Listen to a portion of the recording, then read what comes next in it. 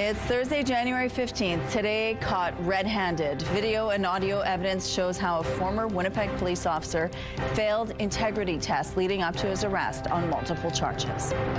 Lost to fire. An infamous Main Street hotel is being demolished hours after the Heritage Building went up in flames. Why some people are happy it's gone. Also, safety for students. The push for seatbelts on school buses takes on added urgency following a devastating rollover in western Manitoba. Your Morning Winnipeg starts right now.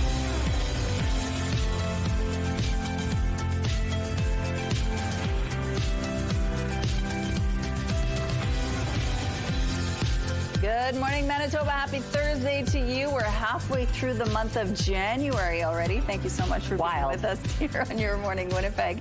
Ainsley is live at the St. Boniface Hospital today. The Buhler Art Gallery has a brand new exhibit there. It is called the Kitchen Dance Film. She's going to take us around and tell us a little bit more about that, as well as introduce us to the artists. The weather, it was really cold yesterday, but things are a little bit milder today. Don't be fooled, Rochelle. I know. And I have to say this because I too have that tendency to look at the temperature, you know, wherever you check your weather. Yeah. Hopefully here on Your Morning Winnipeg. Absolutely. But you'll see +3. And you're like, oh, it's going to be mild. No, it's going to be windy with sideways snow. Boy. Oh, yeah. Do you know what? These are actually the days that I dislike the most. Also, mostly because we don't need this much of a warm-up this time of year because it ruins all the wintertime fun. I've talked about that. But also, it's so deceiving. You think it's going to be mild. You dress for those milder conditions, and then that wind, oof, it comes around for you. So -9 right now. You see the cameras shaking. It feels like -18 with those winds gusting to 50 clicks. Pressure is falling, and the humidity sits at 85%. There could be some light snow falling. We're not seeing that just yet. Off to the east of us, you certainly are, through parts of northwestern Ontario. We might actually be in for a little bit of sunshine before all of the activity begins, but then expect that we will be seeing perhaps some sideways snow for later on today.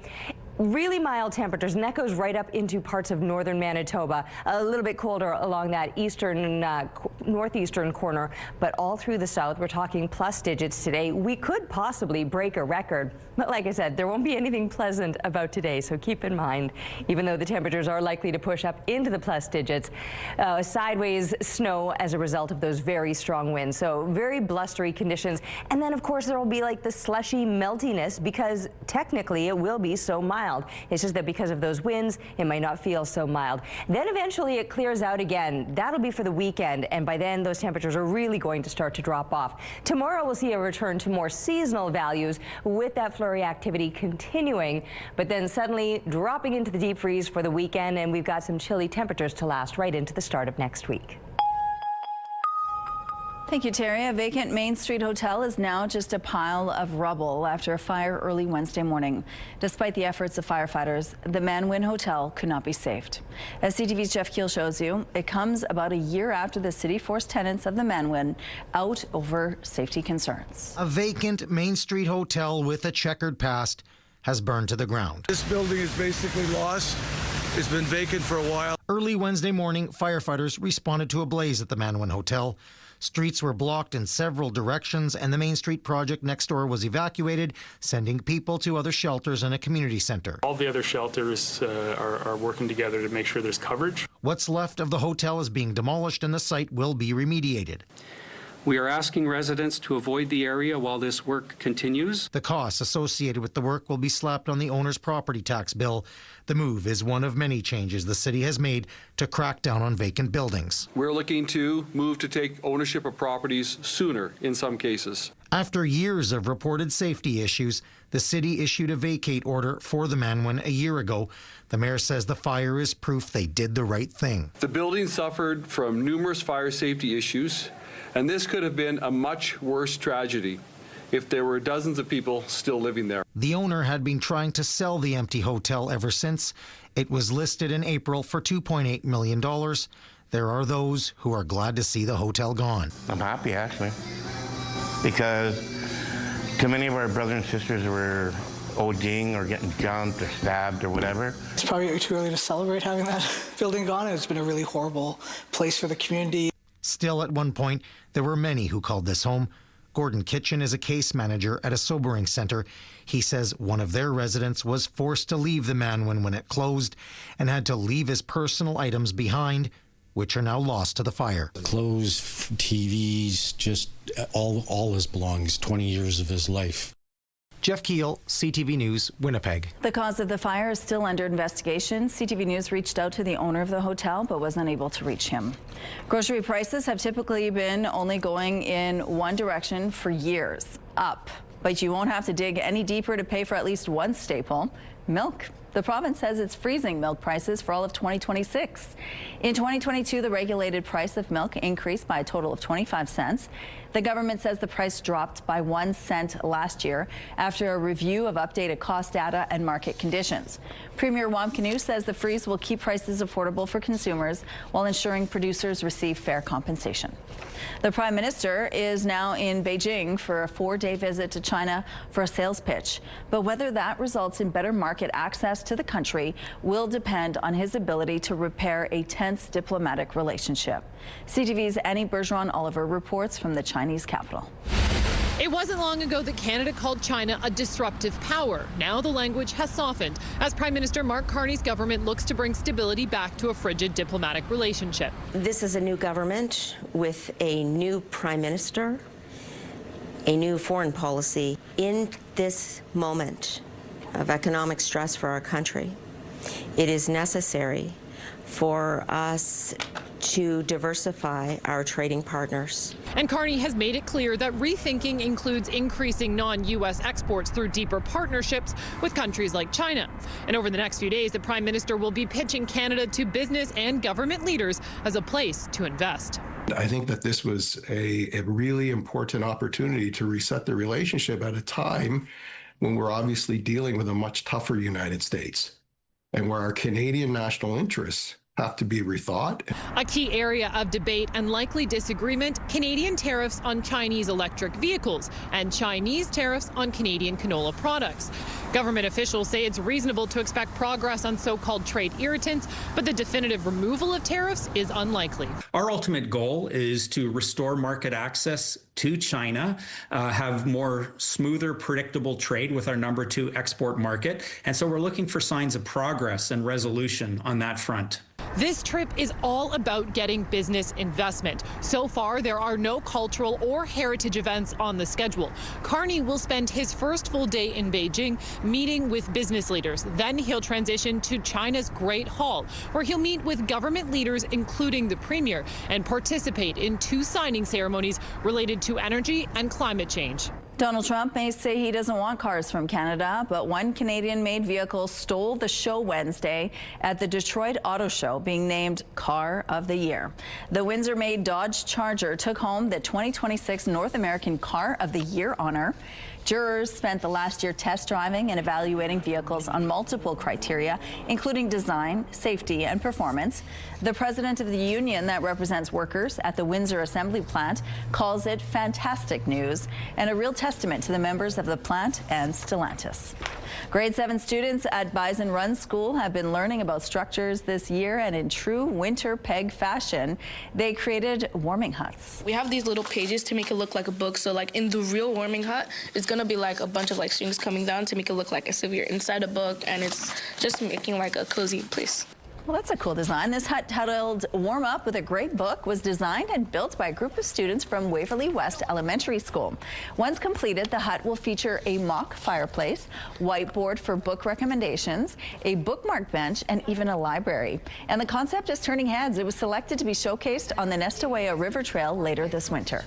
It's a really cool thing that I was a part of, honestly, because to think that I was drawing like designs from paper to like a small little prototype made out of like 3D printing and cardboard like this, to architects actually like designing and building the warming hut. It's like phenomenal to me, honestly. You'll be able to check out the warming hut at the Forks for yourself in a few weeks. Here's a look at what's going on now in traffic along the Norwood Bridge. It looks like a good start so far this Thursday morning. We have no issues to tell you about at this point in the drive. If you do see something, though, please text them to us. Let's go to Ainsley now, who's live at the Buhler Art Gallery at St. Boniface Hospital. Good morning, Ainsley. Good morning, Rochelle. And when you come to the hospital, the first thing you think about is likely not the food that you're eating, although it does go underlooked. In the Buhler Art Gallery, a stunning piece of work has been created, but it's videography and dance highlighting the kitchen crew, and they make their food from scratch. The artist is Alexandra Elliott. She's doing the choreography and dance. Kayla Jeanson is the filmmaker, and shout out to Carla Williams, the manager of the food services and diet here at the hospital. Now, when you come in here, it is a place of contemplation, but you're going to have even more of an opportunity to do that when you watch this brilliant film. And they even get the staff involved dancing as well. You're not going to want to miss this. Okay, thank you, Ainsley. Let's go out to the rooftop now. It's a little bit breezy, and that's what's going to make life miserable for many today. Yeah, I mean, you're taking your cue from me because I was so miserable when I first started to explain the weather. I don't want to ruin everybody's day preemptively before it even happens, saying how crummy the weather is going to be. So let's just change our tune a little bit and say, hey, it's going to be beautiful and mild. It might be a little bit breezy, so just keep that in mind. And it might be a little bit snowy too at times, but that doesn't mean it's going to be a bad day, especially if you're properly dressed for it. Although fair winds are the hardest thing to dress for. I would honestly rather cold temperatures and sunshine with light winds than what we're going to get today. How I managed to start complaining again right after I said I wouldn't. Anyway, -9 is where we're sitting right now. Those winds, they're out of the south-southwest. They're 22 kilometers per hour, so they have eased a little bit, but here's the thing. They're only easing ahead of them shifting, which will be out of the northwest, and then they're going to get even stronger yet. Back to complaining again. Anyway, breezy conditions, windy conditions, straight up winds, but these temperatures will be on the rise. In fact, they started to rise in the overnight hours, and we went from about minus double digits throughout the day yesterday and into the overnight hours. And we got to about -8 by morning time. We're going to continue to rise throughout the day today. We could hit +3. We might even crack a record. We'll see how it goes throughout the day today, but it's going to be windy. Brace yourself. We're going to be back right after this break with Your Morning Winnipeg. Weather is brought to you by Garage Masters, your complete garage specialists. Good morning. New video shows how a disgraced former Winnipeg police officer was caught in the act. The undercover video and audio recordings were evidence shown in court at Elston Bostock's sentencing hearing. It shows what happened during the first of 2 police integrity tests Bostock was put through in October of 2024. In this video, Bostock, who is sitting in the passenger seat, and another officer had just left the scene of a vehicle break-in and seized a backpack. Unbeknownst to Bostock and the other officer, the entire event was staged. You're going to want to look in there. Yeah? Yeah. Okay. Let's go around the corner. Yeah. Oh, yeah, not here. Not here. No. Here, let's go in here and let's see what their camera is. Yeah. Yeah. There's that fanny pack in the bag. Yeah. You'll be a guy. You'll be Pretty sure? Pretty sure. Are you fixating today? I'm pretty sure you're going to like what's in there. I purposely didn't take it out of the fanny pack. I just opened it up. And you're like, yeah, he's going to like that. Yeah, and I zipped it back up. You're like, I never signed. Another video shows what happens next as Bostock goes to the trunk and rifles through the bag, pocketing $75 in cash and some inert drugs, which were made to look like Xanax pills and meth. The pair then return to the cruiser, divide up the cash, and discuss how to spend it.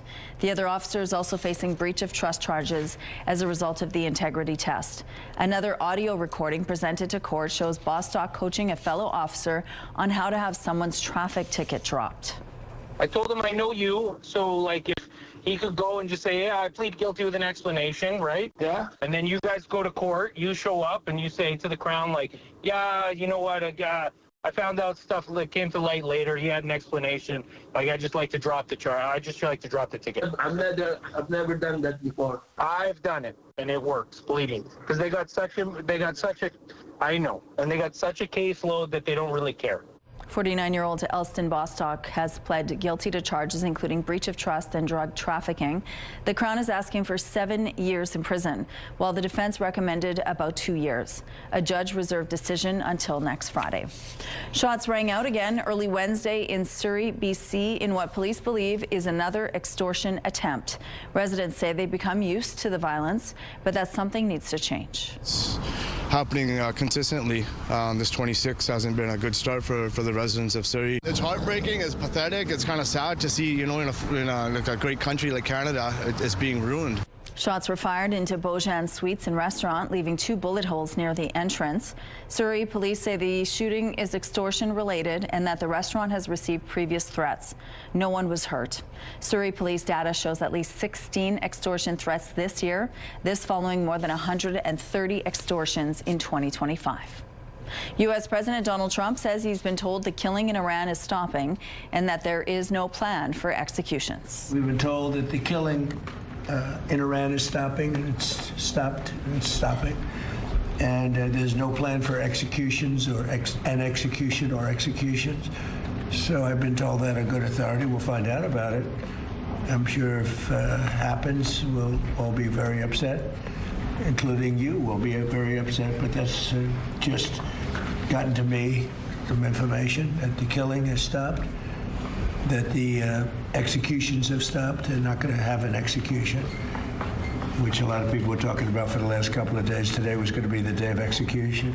Iran's top judge has promised fast trials and executions for protesters who were detained in the government crackdown, in spite of threats from U.S. President Trump to take very strong action if executions take place. The U.S.-based human rights activist news agency says the number of people killed is now over 2,500. Iranian authorities have accused the United States and Israel of inciting the unrest. Iran has warned its neighbors hosting U.S. troops that it will hit American bases if the United States strikes Iran. The City of Winnipeg is getting ready to study the potential for a new sustainable way of supplying energy to some buildings downtown.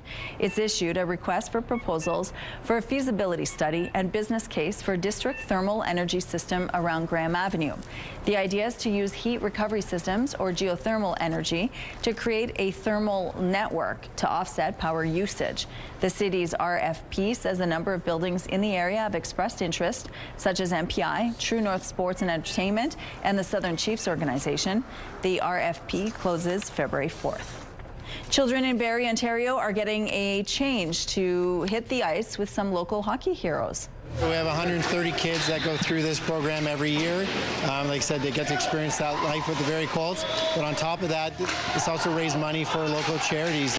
The annual A Colt for a Day event is back for a 21st year. The local Rotary Club uses the event to raise money for a number of youth-focused charities, while young players get a chance to train with OHL players and check out behind-the-scenes areas.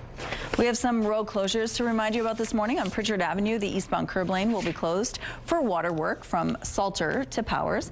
Following the rush, the curb lanes on Langside Street will be closed between Ellis and Sargent, and the westbound curb lane on Sutherland Avenue will be closed from Higgins to Angus. If you have any other traffic tips, text them to us, please, at 10400. All right, looking now through the CTV Live Eye, brought to you by Bathfitter, exclusive home of the PermaFit solution. Director Kim just reminded me that it's windy, and it's a good thing that she did. Otherwise, I might have forgotten to give you that piece of information today. The winds, they're strong, and they're going to get even stronger throughout the day today. In fact, they're out of the southwest this morning, and they're beginning to taper off, but that's only ahead of them shifting out of the northwest and increasing all over again. So winds will most definitely be a factor today, and probably the most unpleasant factor, because if it weren't for the winds, the temperatures will be soaring, maybe a little too mild, but still. At these temperatures, this is my perfect temperature, like -6 to -8. If that was our daytime high, ooh, I would be just happy as a cat in the sunshine. Anyway, we're not going to be seeing much sunshine today, maybe first thing this morning, but then the clouds will build up. We'll likely see some sideways snow because of the winds that we're expecting. You can see along this western border how mild it is, though, just below the freezing mark or even just above the freezing mark. The Pas coming in at 2 degrees, Lynn Lake +1 for you. Cooler, though, over on the eastern side of the province, although compared to what is normal for this time of year, -16 in Churchill to begin the day, that's pretty much well above seasonal. However, wind chill values still making it feel like minus 27 and feeling like minus 16 here in Winnipeg. I mentioned those winds.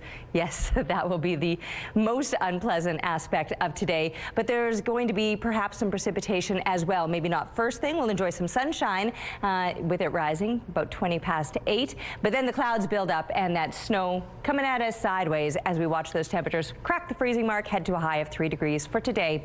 Then it's minus 11 tomorrow. We're seeing a return to closer to seasonal temperatures and then slipping well below as we're looking ahead to the weekend. A bit more sunshine back, but it's going to get colder yet. That sky yesterday morning, there it is again. What a stunning capture. Thanks to Sherry Ann for the photo. And keep them coming, please, to Winnipeg Weather at CTV.ca. We're taking a break, but we'll be back with Your Morning Winnipeg.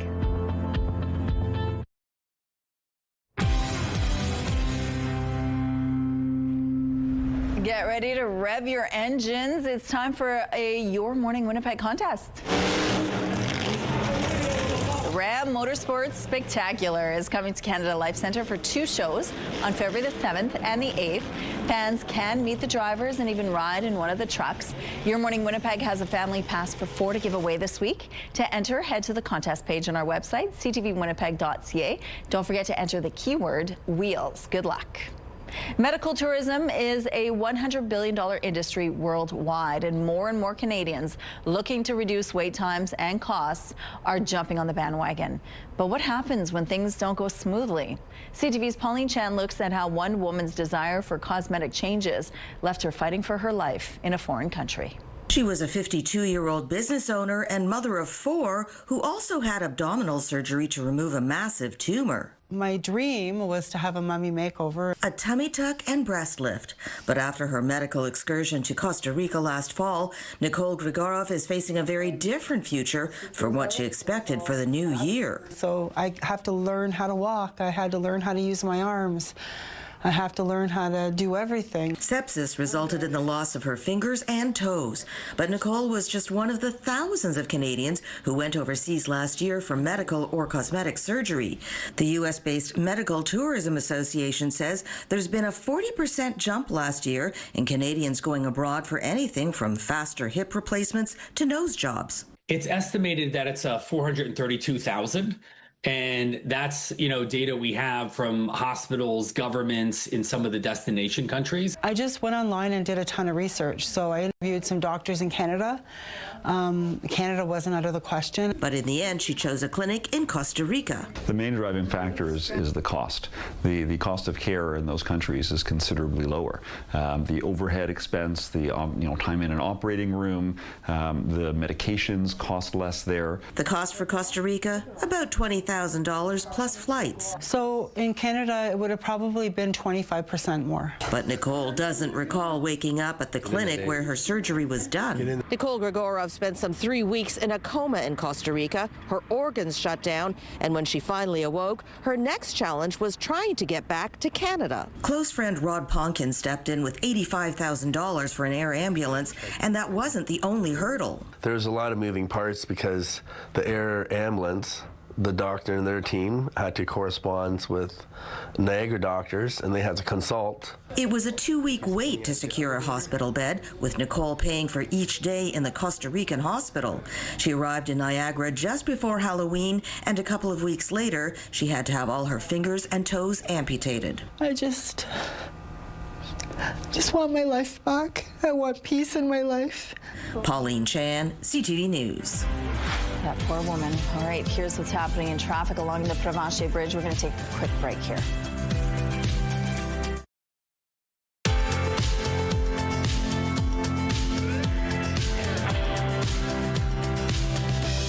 Okay, taking a look outside right now, and -9. That's actually warmer than it was yesterday because those temperatures started to warm up in the overnight hours. So now sitting at -9, well above seasonal. A little bit breezy though with those winds out of the south-southwest. They're 22 kilometers per hour. The pressure falling, humidity sitting at 87%.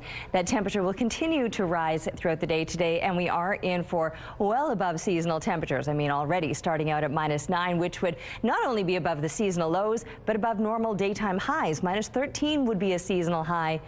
We're going to go beyond that as well, pushing above the freezing mark to a high of +3 today.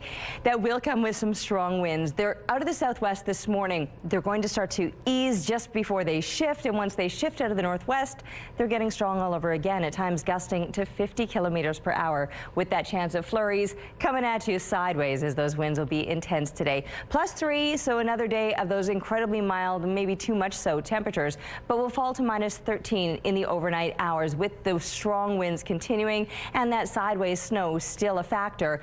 Blowing snow could also be a bit of an issue with poor visibility in places. In fact, we do have a blowing snow advisory up in the far northwestern part of the province. Nothing issued here through the south, but you can expect that with these winds and a little fresh snow, it will be kicking around. Now, tomorrow's looking closer to those seasonal temperatures, and then we fall even further from that number as we're dipping into the deep freeze briefly, but then kind of staying there. There will be some days that are a little more seasonal, but certainly Saturday, brace yourself for some cold stuff, and even continuing into the start of next week. A harrowing incident earlier this week in which a school bus rolled over on an icy western Manitoba highway has renewed calls for seatbelts on school buses. As CTV's Joseph Bernacki explains, the Premier says he's open to the conversation. If we had those seatbelts, would we have had the sprains and the injuries that we had? It's a question rural bus driver and school bus safety advocate Jody Ruta keeps asking. Ruta says she couldn't sleep last night after seeing reports on the school bus crash north of Swan River. 14 students and a driver on board from Sapoteac Cree First Nation were on their way to Swan Valley Regional Secondary School when the bus careened off the highway. We're lucky there's no deaths, but no one in that bus crash is lucky. Ruta has been a bus driver in Beausejour for 6 years. She's built a following on social media, showcasing herself on the job and asking for seatbelts to become mandatory. Tuesday's rollover hit her on a personal level, reminding her of a crash she was in 2 years ago when a pickup truck smashed into the rear end of her bus at this railroad crossing. I got to watch all of my students, kids that I care about, be flung forward like rag dolls. And then I got to hear them scream and cry for their mums and their dads. And that was in a lucky crash.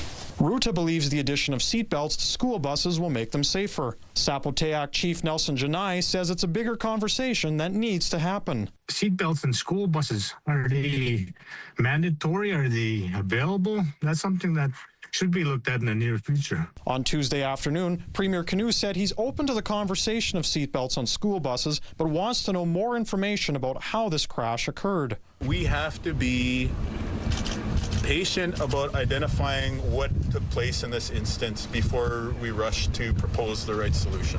Lac du Bonnet PCMLA Wayne Owasco tabled a bill in early December. It would require any school bus manufactured after 2025 to have 3-point passenger seatbelts installed. I don't think anybody ever would argue that we want to make sure that our kids are safe, our students are safe from the time they get on the bus to the time they get home after school. Joseph Bernacki, CTV News, Beausejour.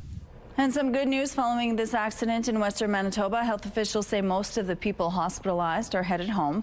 The Canadian Press is reporting one patient will remain at Swan Valley Health Centre in stable condition, while 3 others who were airlifted to hospital in Winnipeg were expected to have been discharged yesterday.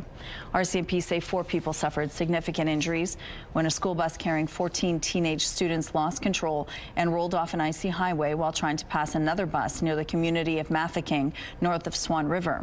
The RCMP investigation is ongoing. No word yet on whether any charges will be laid. Public workers are slowly finding out whether their jobs are safe as the federal government begins to implement its plans to cut 28,000 jobs over the next 4 years. Waiting for those emails and waiting for those messages from our management to let us know which direction they're going. Statistics Canada was the first one we learned about as they confirmed 850 job cuts over the next 2 years, including 100 positions immediately. Shared Services Canada has also told CTV News Ottawa that it has begun notifying employees about potential cuts, and we're hearing that Public Services and Procurement Canada will be notifying workers today. The goal is to reduce the size of the federal public service by 40,000 jobs through cuts, attrition, and early retirements, taking it from its peak of more than 367,000 employees in March of 2024 to 330,000 by 2029. The BC government is moving on from a pilot project that decriminalized the personal possession of small amounts of drugs, a move officials say hasn't delivered the results that they were hoping for. From the beginning, this pilot was designed as a time-limited trial with ongoing monitoring built in so we could understand what was working, what wasn't, and where changes were needed. However, the pilot hasn't delivered the results that we hoped for. And after very careful consideration, we are not asking the federal government to renew the exemption. The project began in 2023 and allowed for the personal possession of certain amount of drugs, including opioids, cocaine, meth, and MDMA. Such possession could only be at designated locations such as private homes and healthcare clinics. The province is now moving away from decriminalizing, seeking to implement alternatives for mental health and addiction care. After taking care of a little business, Japan's Prime Minister and South Korea's President let loose with a little jam session. The two leaders sat side by side and performed on drum sets. They jammed out to BTS's Dynamite and K-pop Demon Hunters' Golden. In case you're wondering, Japan's Prime Minister was an avid drummer in her college days and surprised the South Korean president with a drum sesh. Relations between Japan and South Korea have often been strained, but the two leaders agreed to step up cooperation in areas including economic security and defense. That's cool. Here's a look at what's happening now at Keniston and Sterling Lion. It looks like things are moving quite well starting off this Thursday morning. We have no real issues to tell you about at this point in the drive. If you do see problems out there, though, please let us know. Traffic is brought to you by Mr. Lube Plus Tires. Open late, ready when you are. And let's take a look now at your gas prices. The Canadian average is $1.27. The provincial average is lower at $1.21. In Winnipeg, the average is the same. And the lowest price in the city is $1.05. All this information is on gasbuddy.com. Coming up, we're checking out a film at the Buhler Art Gallery with our Ainsley McPhail. Stay with us.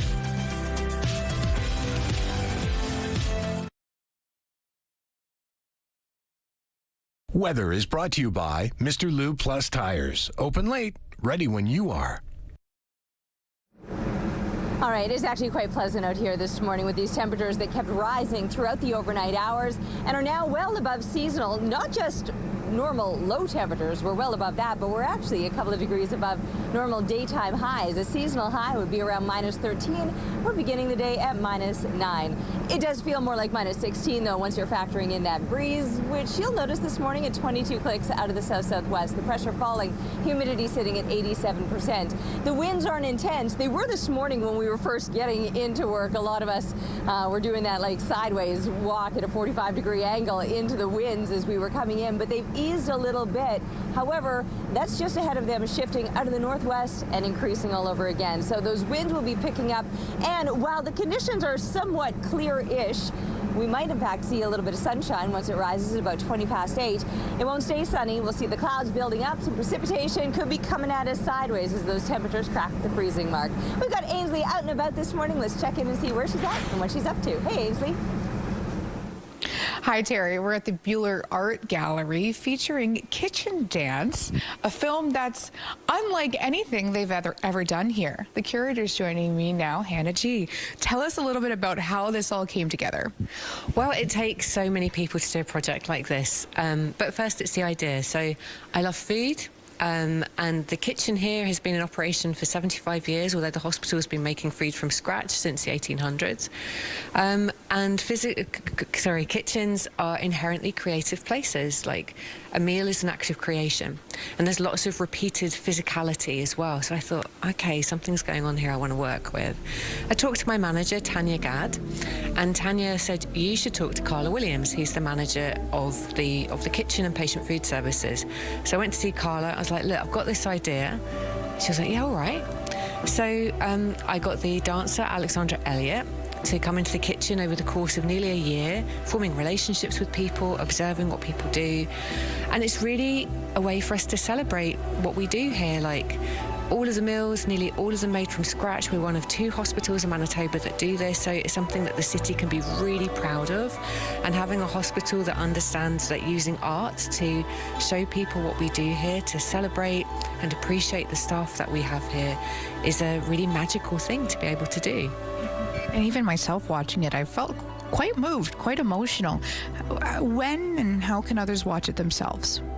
Yeah, well, the film is going to be screening here until the 21st of January, but it's also playing on all of the televisions around the hospital. So if you're in a waiting area, it will be there. We've also got it into distribution, so it's going to be distributed to festivals. But of course, if any of your viewers are particularly interested, they can email me and I can send them a link to have a look at. I love that. And before we're out of time, there was staff involved. Yeah, so there's about 150 staff who work in the kitchen, and some of them were dancing, some of them were supporting the dance. So Alex took movements that she observed them doing, and she made them into a dance that they then performed. I love it. Okay, maybe people can work on their own moves during the commercial break. We'll see you again in the 7 o'clock hour.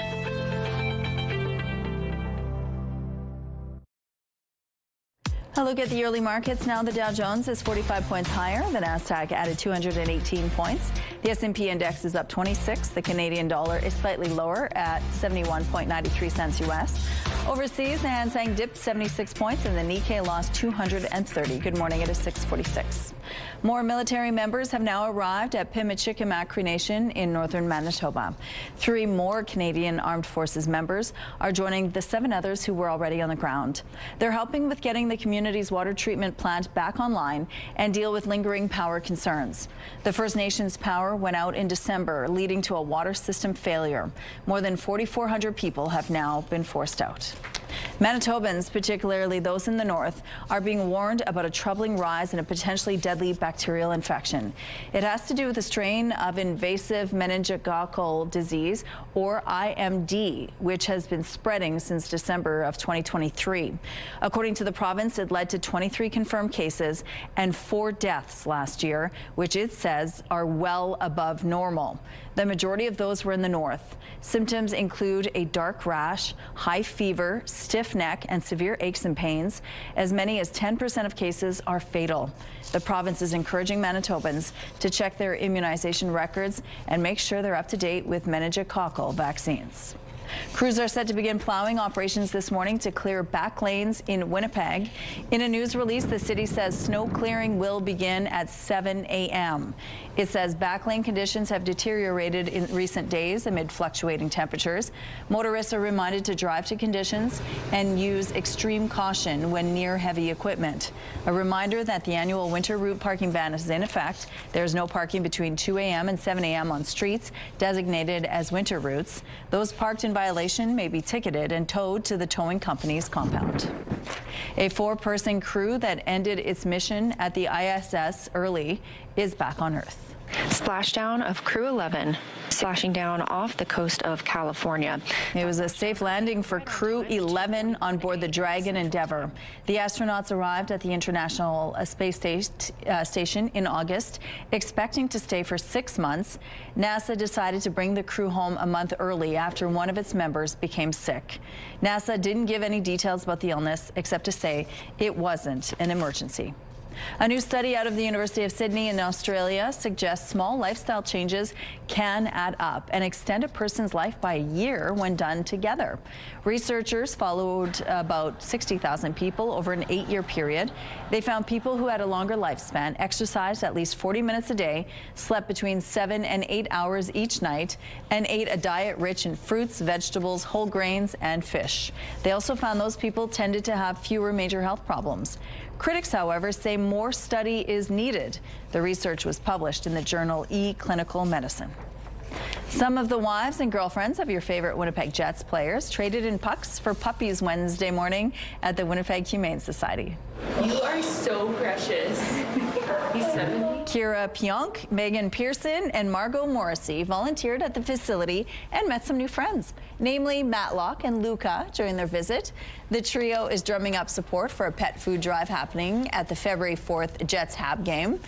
Pionk says helping animals is a cause near and dear to their hearts. I would say most couples or families have for sure one, if not multiple pets on the team. And all of us, we all like to go home to our pets every single day. So we'd like to support anybody else that may have the same feeling and want to support their local shelters. More than 800 pounds of food was collected at last season's game, and the ladies hope to do the same next month. They're asking fans to bring dog and cat food to the game or to make a cash donation. Everyone who donates will be entered to win a Jets pet prize pack. And if you're not going to the game, you can always swing by the Humane Society with your donation. We have some road closures to remind you about this morning. On Pritchard Avenue, the eastbound curb lane will be closed for water work from Salter to Powers. Following the rush, the curb lanes on Langside Street will be closed between Ellis and Sargent, and the westbound curb lane on Sutherland Avenue will be closed from Higgins to Angus. If you have any other traffic tips or updates to share, text them to us, please, at 10400. All right, -9 this morning, a mild start to your day, and it's going to get even warmer as we continue through the afternoon. -16 is what it feels like with a 22 wind out of the south-southwest. The pressure is falling and the humidity is sitting at 87%. Those winds were only moderate compared to what we're going to get, and in fact, they were a little more intense earlier this morning, but they've tapered somewhat just ahead of them shifting. So just know that breeze, it's coming back in a very big way. Around the province today, we're likely to see a little bit of precipitation, but also some incredibly mild temperatures well above what you would expect for this time of year. We've got Churchill, who might stay in those minus double digits, but still above seasonal, and then minus single digits just below the freezing mark, maybe even some plus digits right up into parts of the north. For Thompson, yes, +1 on tap for you today, and all throughout the northwest. I was going to say double, not double digits, plus digits as well. Now, we do have a blowing snow advisory issued for parts of the northwest, and in fact, many of us might see that snow kind of blowing around because of these winds. We're not seeing the flurries yet, but we'll likely see them developing for later on today. Could kick off the morning, though, with a little bit of sunshine and, yes, some strong winds. That's what that icon is indicating there. And most of southern Manitoba will be above the freezing mark. And in fact, at 3 degrees, we might be close to a record. I think 3.3 was the record from 2014 that we would be looking to beat. Anyway, we've got one more day of this high swing with the temperatures, because remember, it was just Monday, 2 days ago, that we were also above the freezing mark, but they shut down the river trail that day, and these are why I'm saying plus digits this time of year, not ideal when you want to get to some of your wintertime fun. Well, you'll be able to, because it's freezing again. Back to more seasonal temperatures, and then getting even colder once we're looking ahead to the weekend. We'll be seeing some scattered flurries yet for the next couple of days, but sunshine returning when those temperatures start to drop. Thank you, Terry. 2 months after photo radar cameras were removed across Ontario, preliminary City of Ottawa data suggests fewer motorists are pumping the brakes. Here's CTV's Tyler Fleming. The cameras are gone, and it seems so is much of the slowing down. When the province introduced this camera idea, they said it was all supported by data. So where's the data to suggest that it needs to be taken down now? Back in October, Giovanni Carlucci told CTV News Ottawa photo radar should stay in front of schools. We do prioritize the safety of our children. His opinion hasn't changed, but Carlucci says enforcement alone was never the answer. He's long argued that drivers slow for cameras then speed up again, making traffic calming key around schools. If you get somebody who's driving a rickety car down the street and they hit a speed bump, right? That guy hits a speed bump, what happens? Is it better that he ends up with a $70 fine, or is it better that he ends up with a $700 plus bill at the mechanic at the end of the day? That's for him to decide. And along Cambrian Road in Barrhaven is a perfect example. And when summertime comes out, they'll be racing again. Now, 2 months after the province banned speed cameras. Well, as you can see, this is so driving so fast. The city continues to track speeds in these zones. Now, back when the cameras were on, nearly 9 out of 10 drivers complied. 3 weeks after the cameras shut off, that dropped to half. So now we deal with reality of having more policing. They're going to be very aggressive to ensure, especially in front of schools, that people adhere to the speed limit or you're getting a ticket. There's not going to be a whole series of warnings. Again, you're going to face big fines and penalties because we want to keep our pedestrians and our children safe. While the province promises big signs and flashing lights, the cost remains unclear. Unfortunately, I don't think they're going to be successful in slowing people down, and we have to look at other measures to be able to control traffic. Without a proven fix, Carlucci says it's time for drivers to answer one simple question. Why are you speeding in a school zone? Tyler Fleming, CTV News. North Macedonia marked the start of the Orthodox New Year with a costumed carnival hitting the streets.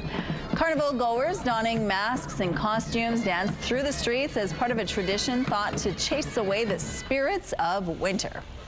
A stray dog that drew the attention of a woman in Victoria ended up getting drawn into a very special story.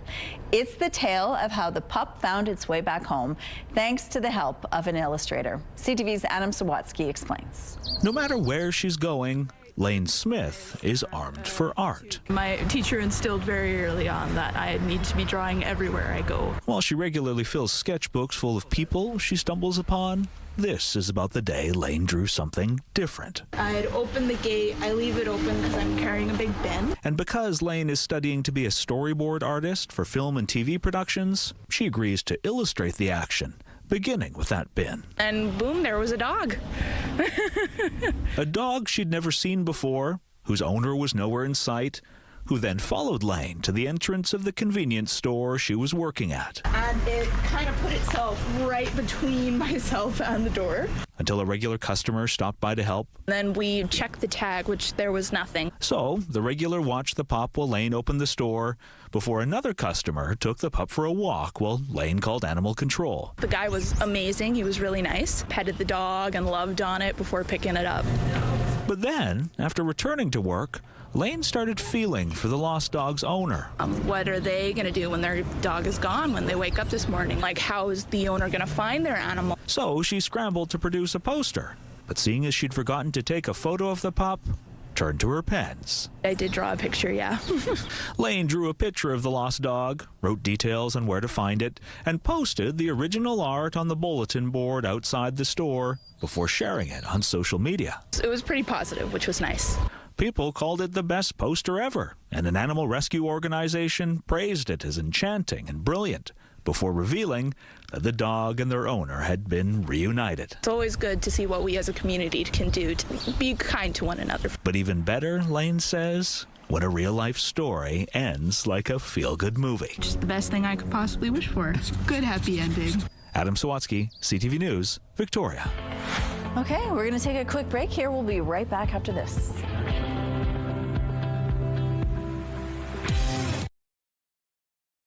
It's Thursday, January 15th. Today, history burned how a 144-year-old Main Street landmark collapsed after an early morning blaze. Plus, price freeze. The province freezes milk prices through 2026, aiming to ease grocery costs while protecting dairy producers. And built with heart, students turn a school project into a cozy, book-filled winter stop at the Forks. Your Morning Winnipeg starts right now.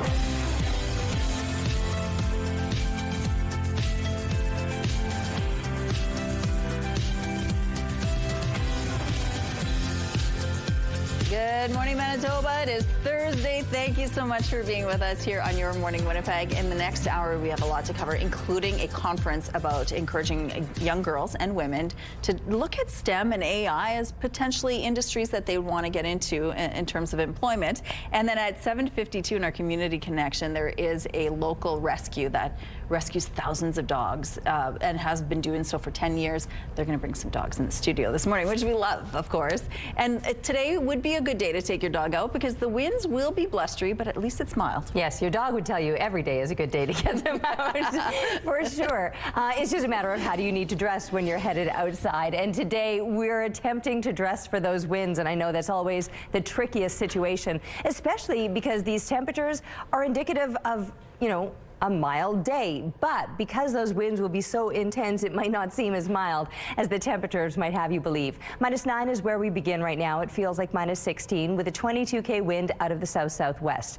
The pressure is falling and the humidity is sitting at 87%. Now that 22K wind, that's nothing. I mean, it's not nothing, it's a light breeze, but it was a lot windier earlier this morning and it will get a lot windier later on today. And later on today, expect those winds to be shifting.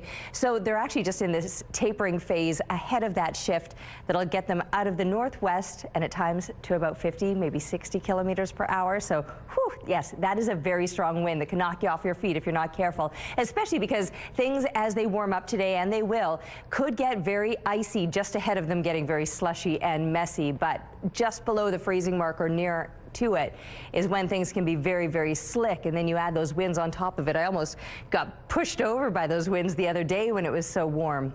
Today will be another warm one. It could also be a snowy one. So for later on this afternoon across the province, many of us could be seeing that chance of flurries or maybe even some mixed precipitation with where these temperatures are headed, because we might in fact crack the freezing mark today, potentially a record. 3.3 degrees, I think, was the record set back in 2014, and we're getting up to 3 degrees, or expected to. Anyway, it will eventually clear out. That'll be for the weekend. It's also going to get a lot colder for the weekend. Today, some of that sideways snow is likely to develop into the afternoon, and then still with those flurries continuing tomorrow, but temperatures returning closer to normal. Our art today might look like the snowman will later today if it keeps melting like this. Thanks to Lemmy. We appreciate what you've done for us, and keep sharing your artwork, please. Send your pictures to Winnipeg Weather at ctv.ca. The Weather Art of the Day is brought to you by 103.1 Virgin Radio. A vacant Main Street hotel is now just a pile of rubble after a fire early Wednesday morning. Despite the efforts of firefighters, the Manwin hotel could not be saved. As CTV's Jeff Keel shows you, it comes about a year after the city forced tenants out of the Manwin over safety concerns. A vacant Main Street hotel with a checkered past has burned to the ground. This building is basically lost. It's been vacant for a while. Early Wednesday morning, firefighters responded to a blaze at the Manwin Hotel. Streets were blocked in several directions, and the Main Street project next door was evacuated, sending people to other shelters and a community center. All the other shelters are working together to make sure there's coverage. What's left of the hotel is being demolished, and the site will be remediated. We are asking residents to avoid the area while this work continues. The costs associated with the work will be slapped on the owner's property tax bill. The move is one of many changes the city has made to crack down on vacant buildings. We're looking to move to take ownership of properties sooner in some cases. After years of reported safety issues, the city issued a vacate order for the Manwin a year ago. The mayor says the fire is proof they did the right thing. The building suffered from numerous fire safety issues, and this could have been a much worse tragedy if there were dozens of people still living there. The owner had been trying to sell the empty hotel ever since. It was listed in April for $2.8 million. There are those who are glad to see the hotel gone. I'm happy, actually, because too many of our brothers and sisters were ODing or getting jumped or stabbed or whatever. It's probably too early to celebrate having that building gone. It's been a really horrible place for the community. Still, at one point, there were many who called this home. Gordon Kitchen is a case manager at a sobering center. He says one of their residents was forced to leave the Manwin when it closed and had to leave his personal items behind, which are now lost to the fire. Clothes, TVs, just all his belongings, 20 years of his life. Jeff Keel, CTV News, Winnipeg. The cause of the fire is still under investigation. CTV News reached out to the owner of the hotel but was unable to reach him. New video shows how a disgraced former Winnipeg police officer was caught in the act. The undercover video and audio recordings were evidence shown in court at Elston Bostock's sentencing hearing. It shows what happened during the first of two police integrity tests Bostock was put through in October of 2024. In this video, Bostock, who was sitting in the passenger seat, and another officer had just left the scene of a vehicle break-in and seized a backpack. Unbeknownst to Bostock and the other officer, the entire event was staged. You're going to want to look in there. Yeah? Yeah. Okay. Let's go around the corner. Yeah. Oh, yeah, not here. Not here. No. Here, let's go in here and let's see what their camera is. Yeah. Yeah. There's that fanny pack in the bag. Yeah. You'll be interested. I'll be interested. Pretty sure? Pretty sure. Are you big city today? I'm pretty sure you're going to like what's in there. I purposely didn't take it out of the fanny pack. I just opened it up. And you're like, he's going to like that. Yeah, and I zipped it back up. You're like, I never signed. Another video shows what happens next as Bostock goes through the trunk and rifles through the bag, pocketing $75 in cash and some inert drugs, which were made to look like Xanax, pills, and meth. The pair then return to the cruiser, divide up the cash, and discuss how to spend it. The other officer is also facing breach of trust charges as a result of the integrity test. Another audio recording presented to court shows Bostock coaching a fellow officer on how to have someone's traffic ticket dropped. I told him I know you, so like if he could go and just say, yeah, I plead guilty with an explanation, right? Yeah. And then you guys go to court, you show up and you say to the Crown, like, yeah, you know what, I found out stuff that came to light later. He had an explanation. Like, I just like to drop the charge. I just like to drop the ticket. I've never done that before. I've done it, and it works. Bleeding, because they got such a caseload that they don't really care. 49-year-old Elston Bostock has pled guilty to charges including breach of trust and drug trafficking. The Crown is asking for 7 years in prison, while the defense recommended about 2 years. A judge reserved decision until next Friday. A major shift in U.S. immigration policy came into force Wednesday.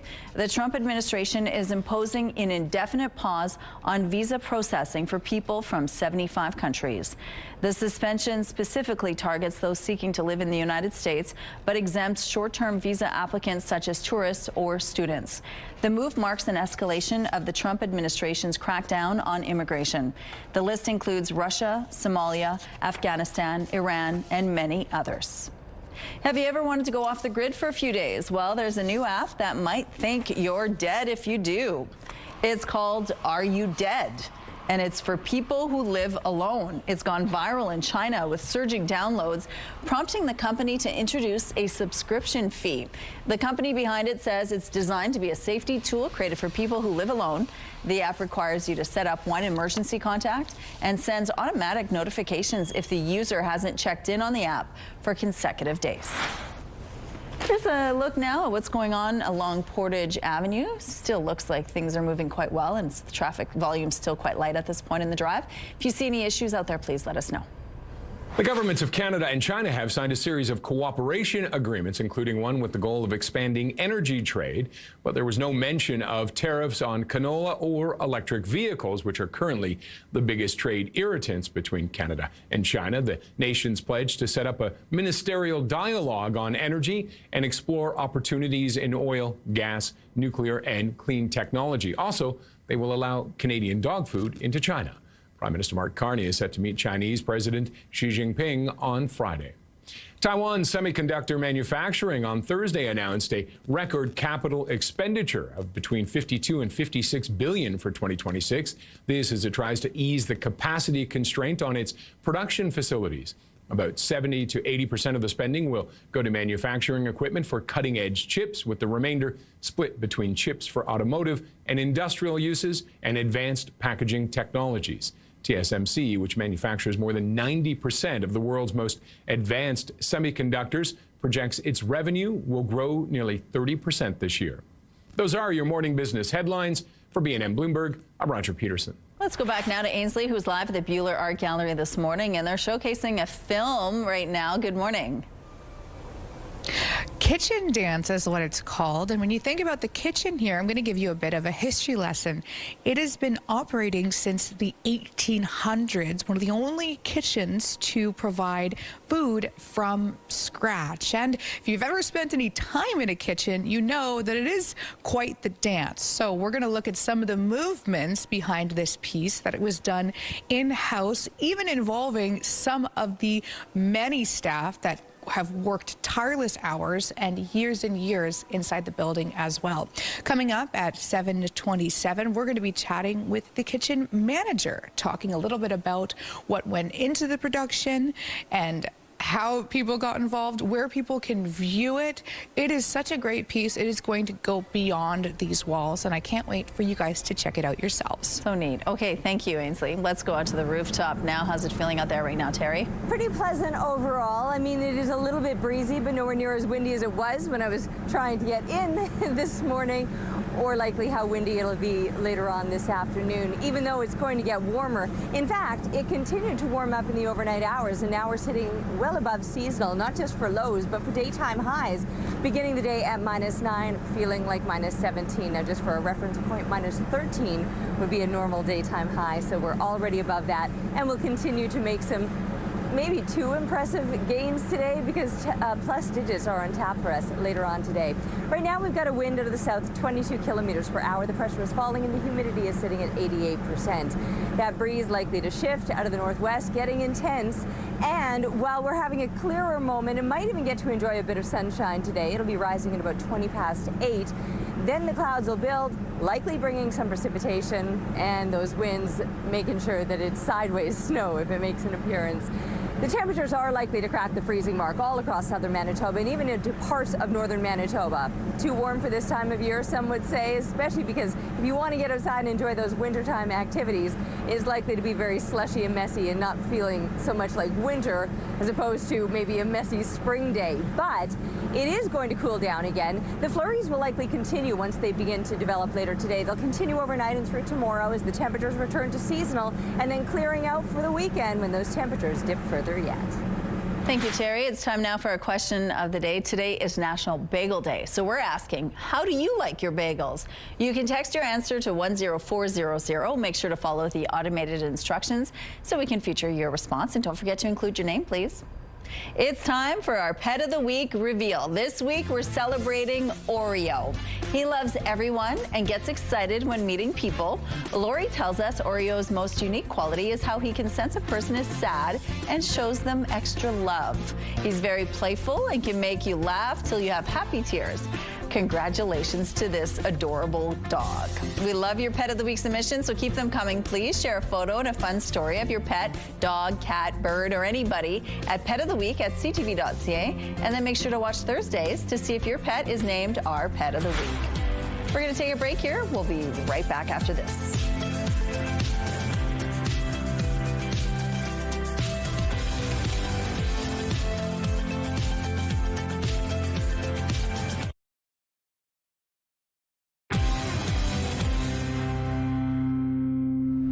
Good morning. Mounties in Dauphin are asking for the public's help to locate a missing woman. Police say 20-year-old Kaylee Haru was last seen Sunday, January 11th at 7 p.m. when she told a family member she was going to see a friend and didn't return. She was wearing a white jacket at the time. Haru is approximately 5'8", about 170 pounds, with red hair and green eyes. RCMP and family are concerned for her safety. Anyone with information as to the whereabouts of Kaylee Haru is asked to call Dauphin RCMP at 204-622-5020 or Crime Stoppers at 1-800-222-8477. Grocery prices have typically been only going in one direction for years, up. But you won't have to dig any deeper to pay for at least one staple, and that's milk. The province says it's freezing milk prices for all of 2026. In 2022, the regulated price of milk increased by a total of 25 cents. The government says the price dropped by 1 cent last year after a review of updated cost data and market conditions. Premier Wamkanu says the freeze will keep prices affordable for consumers while ensuring producers receive fair compensation. Grade 7 students at Bison Run School have been learning about structures this year, and in true winter peg fashion, they created warming huts. We have these little pages to make it look like a book. So like in the real warming hut, it's gonna be like a bunch of like strings coming down to make it look like as if you're inside a book, and it's just making like a cozy place. This hut, titled Warm Up with a Great Book, was designed and built by a group of students from Waverly West Elementary School. Once completed, the hut will feature a mock fireplace, whiteboard for book recommendations, a bookmark bench, and even a library. And the concept is turning heads. It was selected to be showcased on the Nestawaya River Trail later this winter. It's a really cool thing that I was a part of, honestly, because to think that I was drawing like designs from paper to like a small little prototype made out of like 3D printing and cardboard like this to architects actually like designing and building the warming hut. It's like phenomenal to me, honestly. You'll be able to check out the warming hut at the Forks for yourself in a few weeks. And here's a look now at what's happening in traffic at Confusion Corner. Looks like things are moving well. We do have a note to tell you about Main Street. Of course, it's reopened in both directions since the fire yesterday, so it will be a smooth drive for you this morning. If you have any other traffic tips, please share them with us.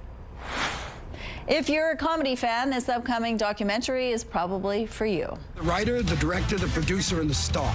As the actor, I ask for a little more money. As the director, I say, what are you, crazy? You stink. I'm not going to pay that kind of money. Mel Brooks, the 99-year-old man, is an upcoming two-part documentary about the legendary actor, writer, and director. It follows the life, career, and friendships of Brooks as he skyrocketed to comedy royalty. It starts streaming on January 22nd on HBO Max and in Canada on Crave. Two titans in the toy world are teaming up. The Pokemon universe is getting the Lego treatment.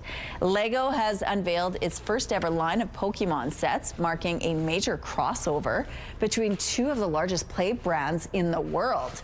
The first collection will debut on February 27th and is inspired by characters throughout Pokemon's 3-decade history. The initial rollout will feature 5 fan favorite characters.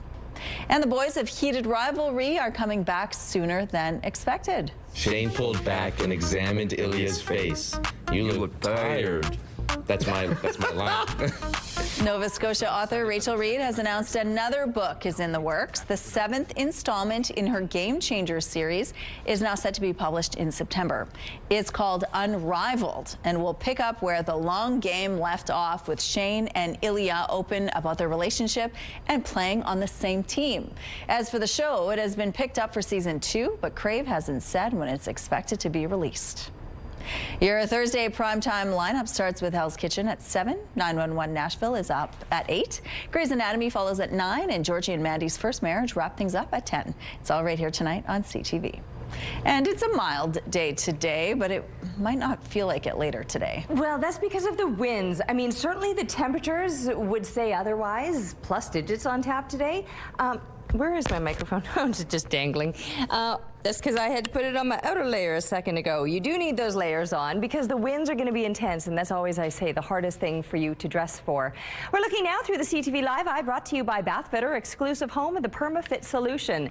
So yes, 3 degrees, that's where we're headed today, and a lot of you might see that temperature and think, oh, I just need a light jacket. I still wore my parka this morning, and I'm not mad about that choice. However, there will be periods of time, especially later on today, that you might be walking with an open parka, perhaps, although, like I said, it's still the winds that are going to be the biggest nuisance, if you will. -9 is where we're sitting right now, and you can see some considerably milder temperatures off to the west of us, just barely below the freezing mark, or for some, even pushing into the plus digits. 1 degree in Swan River, 3 degrees right now in the Pas, and 1 up in the Lynn Lake area. We do have a blowing snow advisory in the far northwest, so we will, of course, perhaps have some blowing snow all throughout the province with these strong winds, but this might be where it's a little bit more intense, with that snow starting a little bit sooner than the rest of us will see. We're not seeing those flurries yet. We are still dealing with some wind chills, not too nasty, making it feel like -17 or more nasty up in Churchill, -25. But compared to what you're typically used to for this time of year as far as wind chills go, -25 isn't so bad. Here you can see we're still dealing with some lighter clouds through southern Manitoba, a few extra clouds through the north. Some snow will likely come along with the conditions today. Clouds increasing in that flurry activity beginning about midday through the afternoon as we're up above the freezing mark, headed to a high of 3 degrees. But by then, north winds could be gusting to about 50 kilometers per hour. The snow continues overnight and through tomorrow, when we're back to seasonal temperatures. And from there, a further dip into the deep freeze as we're looking ahead to a sunnier weekend. Speaking of sunshine, there it was rising over the city yesterday, made for a stunning capture thanks to Sherry Ann. Keep the pictures coming, please, to Winnipeg Weather at ctv.ca. Thank you, Terry. Snap a pic for your chance to win with our Best in Fest contest. Festival du Voyageur returns February 13th to the 22nd, and we want to see how you're gearing up, whether it's snowshoeing, beard growing, or building a snow fort. Whatever it is, we want to see it. Upload your photo to our website, ctvwinnipeg.ca, or post it to social media using the hashtag BestInFestContest. Weekly winners will be selected to win a 4-pack of passes to Festival du Voyageur. The Louvre in Paris is raising ticket prices for many visitors to fund renovations and security. We didn't cause the robberies or, you know, some of the issues that has happened, but we're the ones that are going to pay the consequences. So that's kind of how I look at it. Admission to the world's most visited museum will increase to 32 euros, up from 22 euros for visitors from many non-European countries. French labor unions say the 2-tier pricing change undermines the museum's universal mission. The theft of French crown jewels from the museum in October intensified scrutiny of its security. Overcrowding, strikes, and aging infrastructure are also among the stresses, highlighting the need for more funding. A UNESCO heritage site in Alberta is hoping to attract a bigger audience thanks to a new hit Hollywood TV series. Here's CTV's Tyson Fedor. Nestled at the foot of the Rocky Mountains is Head Smashed in Buffalo Jump. The historical Indigenous site showcases exhibits, trails, and lookout points of where the Blackfoot people use their knowledge of buffalo behavior to kill their prey for food. We pride ourselves on being stewards of a sacred site. Bring more understanding of what the southern Alberta landscape has to offer. The site, located west of Fort Macleod, was peppered into some dialogue between two ER doctors on the season 2 premiere of HBO Max's show, The Pit. Where are you going? Head smashed in Buffalo Jump. Captain Crunch flying squirrel socks. Are we talking in code or you having a stroke? It's an Aboriginal UNESCO heritage site in Alberta. We had no idea. It was a pleasant surprise. It's unclear how the writers ended up featuring Head Smashed in Buffalo Jump for Noah Wile's character, Dr. Michael Rabinovich's script, but was centered around discussion of taking a sabbatical. However, that scene that aired last week has sparked a flurry of visitors to the park. We watched The Pit. We love it. It's a great show. Big fans of ER, big fans of Noah Wile. Complete reference out of the blue.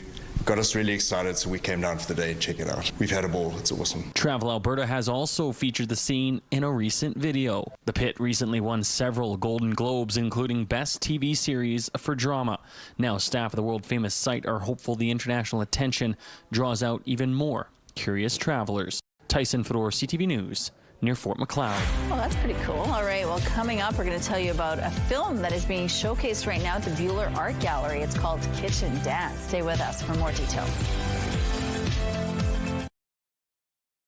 Let's go back now to Ainsley, who's live at the Buhler Gallery this morning at St. Boniface Hospital. Good morning. Good morning. And I have to tell you guys, Corrections Corner, I lied earlier. I said 727 was going to be the manager of the kitchen. It's Hannah again, the curator, but I tell you, in about 15 minutes time, you're going to have to stay watching that segment as well. Kitchen Dance. So when we talk about what being in a kitchen and the movements behind that, how did you guys marry the two? Yeah, that's a great question. It takes time.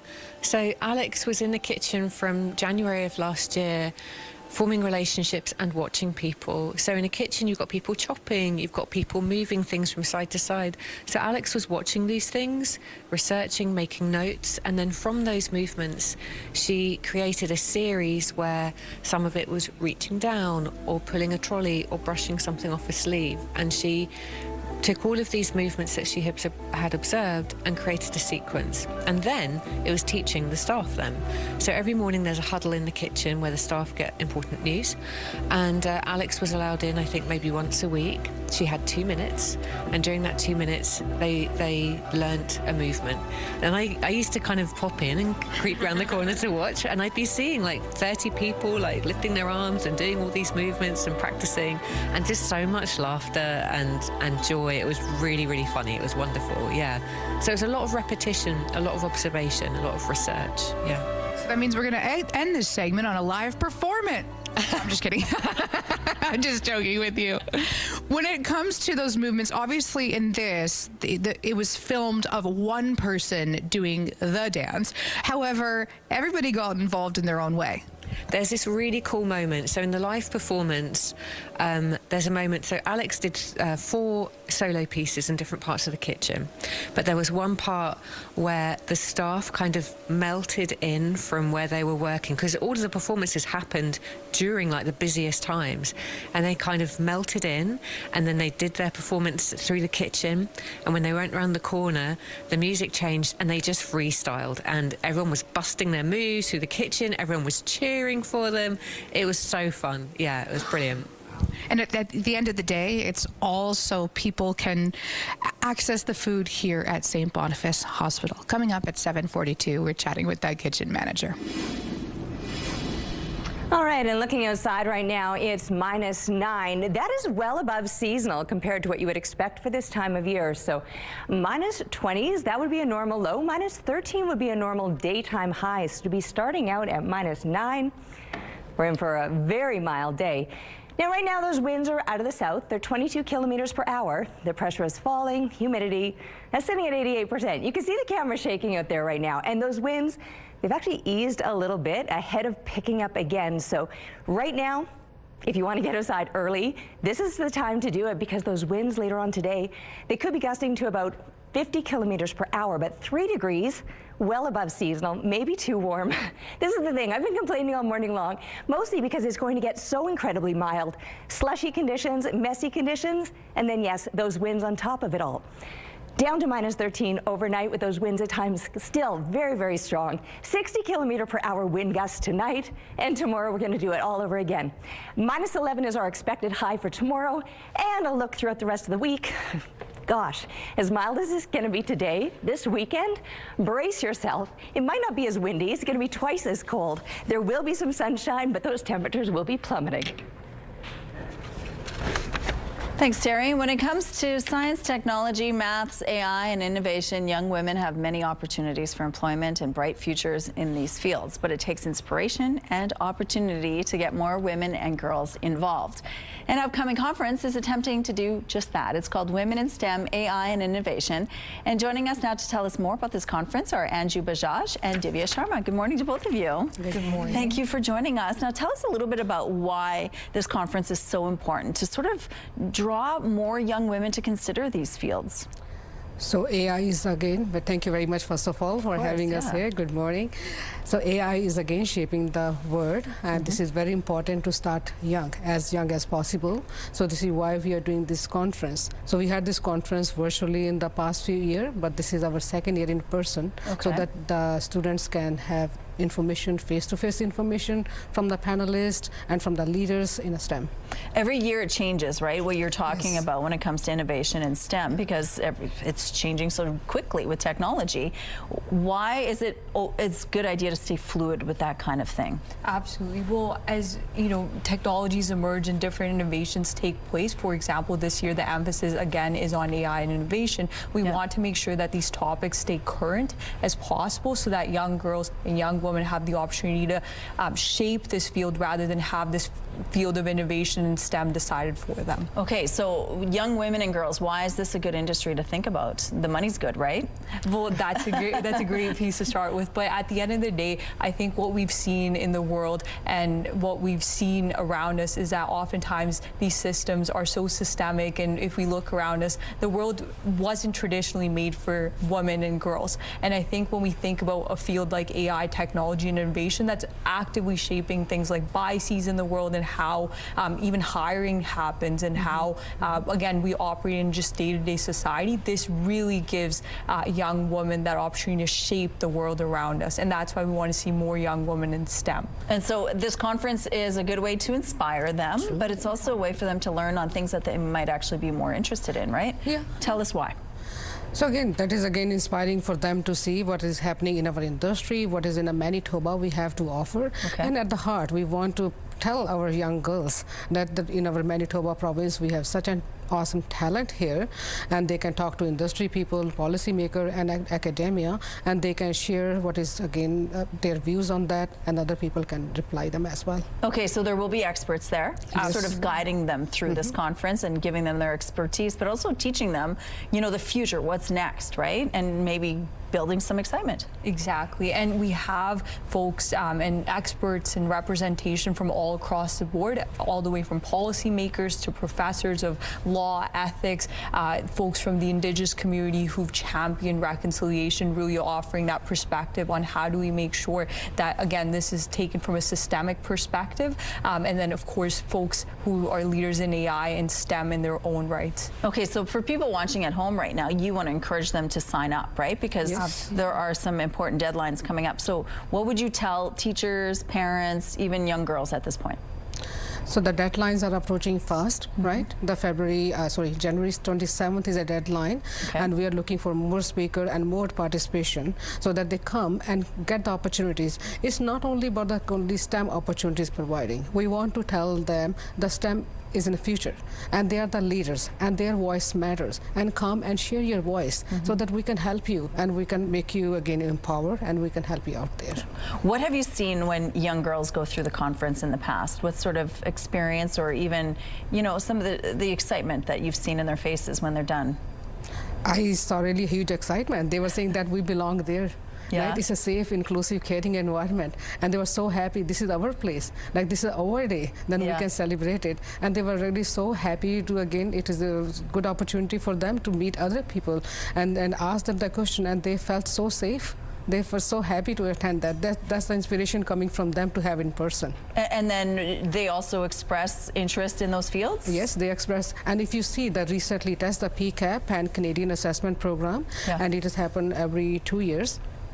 Our results are moving. We are moving the needle from the results. So girls are actually doing good in STEM from the past years. That's very exciting. exciting. I think our directions are like helping a little bit here. Yeah, with you're pushing them in the right direction. We're doing the Bicentennial Science Fair following that one, and there they get free opportunity to represent our Manitoba. That is then amazing. They can go Canada and International Science Fair from there. Okay, well, if you want more information, we have a link on our website as well. Thank you so much for sharing this with us. Thank you for having us. Thank you. Taking a look outside right now, it's -9 with the wind chill, though. It feels like -17. Look at that wind blow that camera around. We'll be right back after this short break.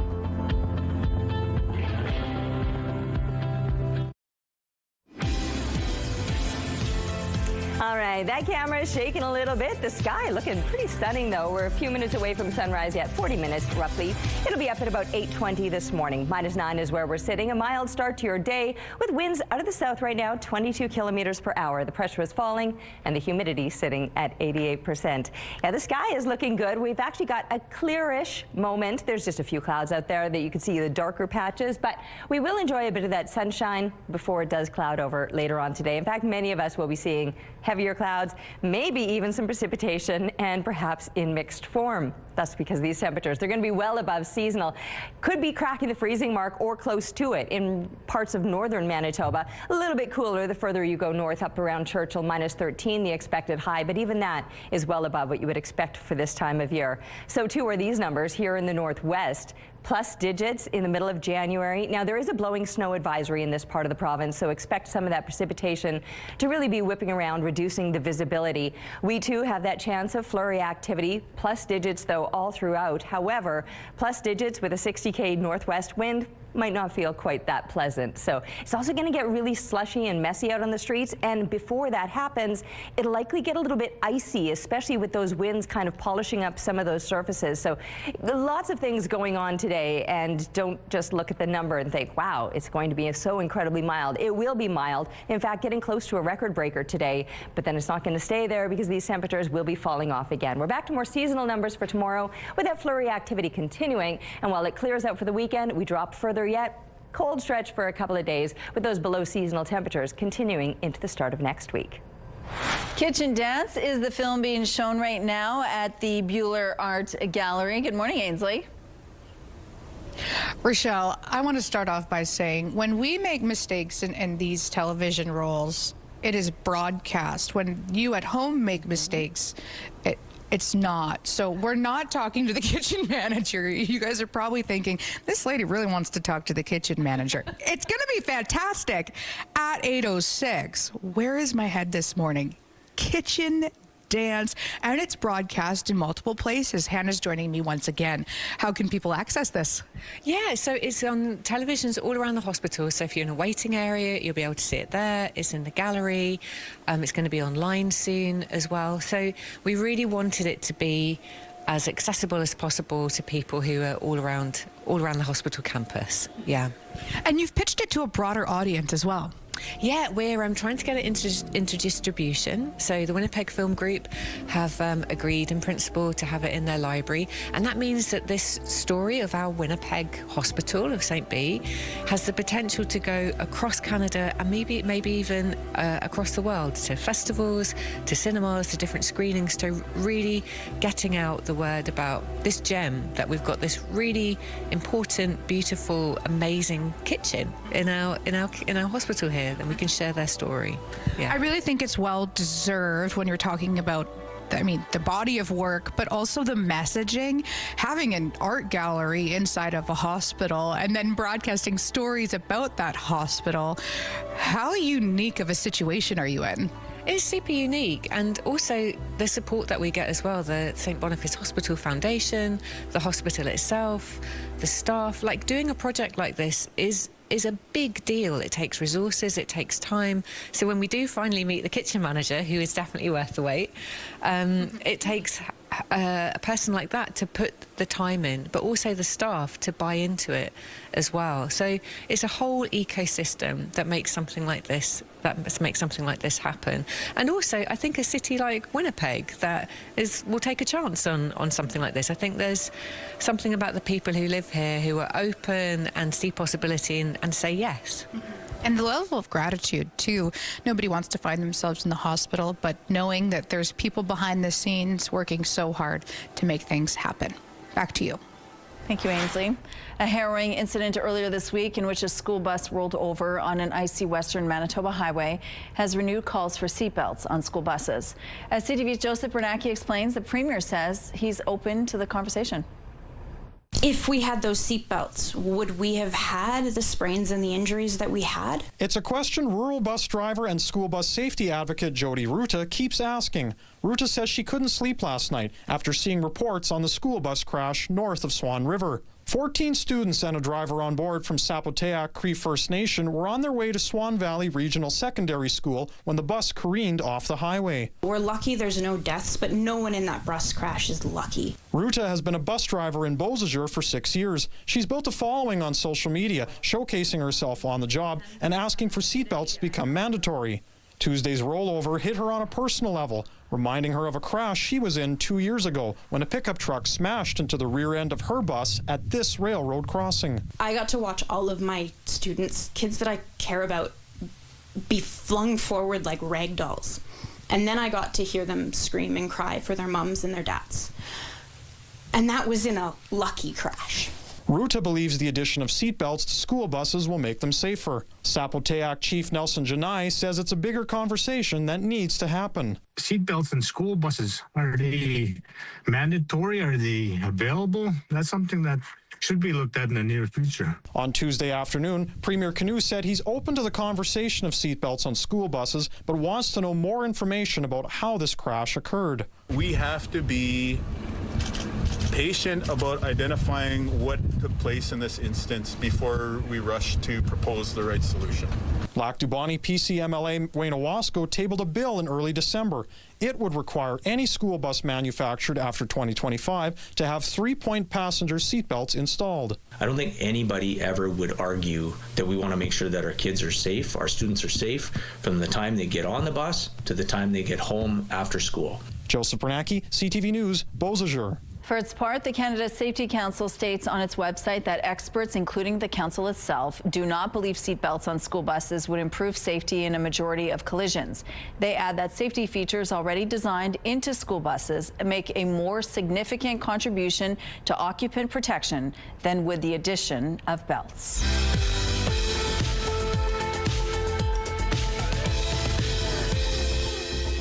Let's see who's celebrating a milestone today. Happy birthday to Sheena from mom, your children, sister, and her kids, and the rest of the family. Happy birthday, JJ, from your best friends, Shaki, Vinny, and Arnav. Happy birthday, Cheryl, from your family and friends. Happy first birthday to Lucy, love Grammy and Papa, and the rest of the family. Happy 8th birthday, Scarlett, with lots of love from Grandma and Grandpa. Happy 79th birthday, Carmel, love Mark, Darcy, and the kids. And a happy 94th birthday to Eleanor. Much love and best wishes from all your children, grandchildren, and all your great-grandchildren. To submit your milestone, visit our website, ctvnewswinnipeg.ca, and fill out the form at least 2 days in advance. It'll also enter you into our monthly contest for a chance to win a $100 gift certificate to Party Stuff.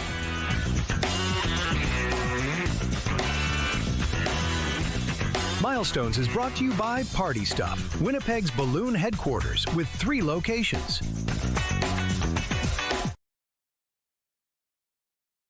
Weather is brought to you by Blinds Are Beautiful. Our new Hunter Douglas showroom is at 900 Lorimer. Great news, I saved my changes this morning. So you're looking at accurate information today at 3 degrees. That is our expected high.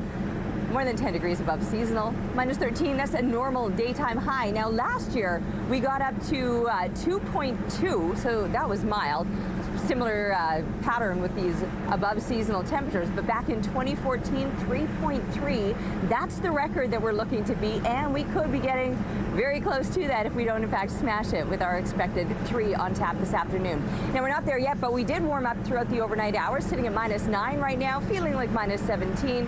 That's when you're factoring in that wind out of the south at 22 kilometers per hour. The pressure falling and the humidity sitting at 88%. It's a little bit cloudy right now. I was thinking we'd see a little more sunshine because it was actually clear earlier on this morning, but the clouds are starting to stack up right now and the sun not quite up. We were kind of racing the sunrise versus the clouds building up, and looks like the clouds might win. We may see moments of sunshine this morning, but then it'll become quite cloudy with the possibility of precipitation. That will be sideways snow if we do in fact see it, or mixed precipitation because of where these temperatures are headed. I mentioned the warm up taking us above the freezing mark through much of southern Manitoba and even up into the northwest. We do have a blowing snow advisory through northwestern Manitoba, but here in the south we too will likely deal with some of that swirling around, and that's because those winds out of the northwest as they shift could at times be gusting to 50 kilometers per hour.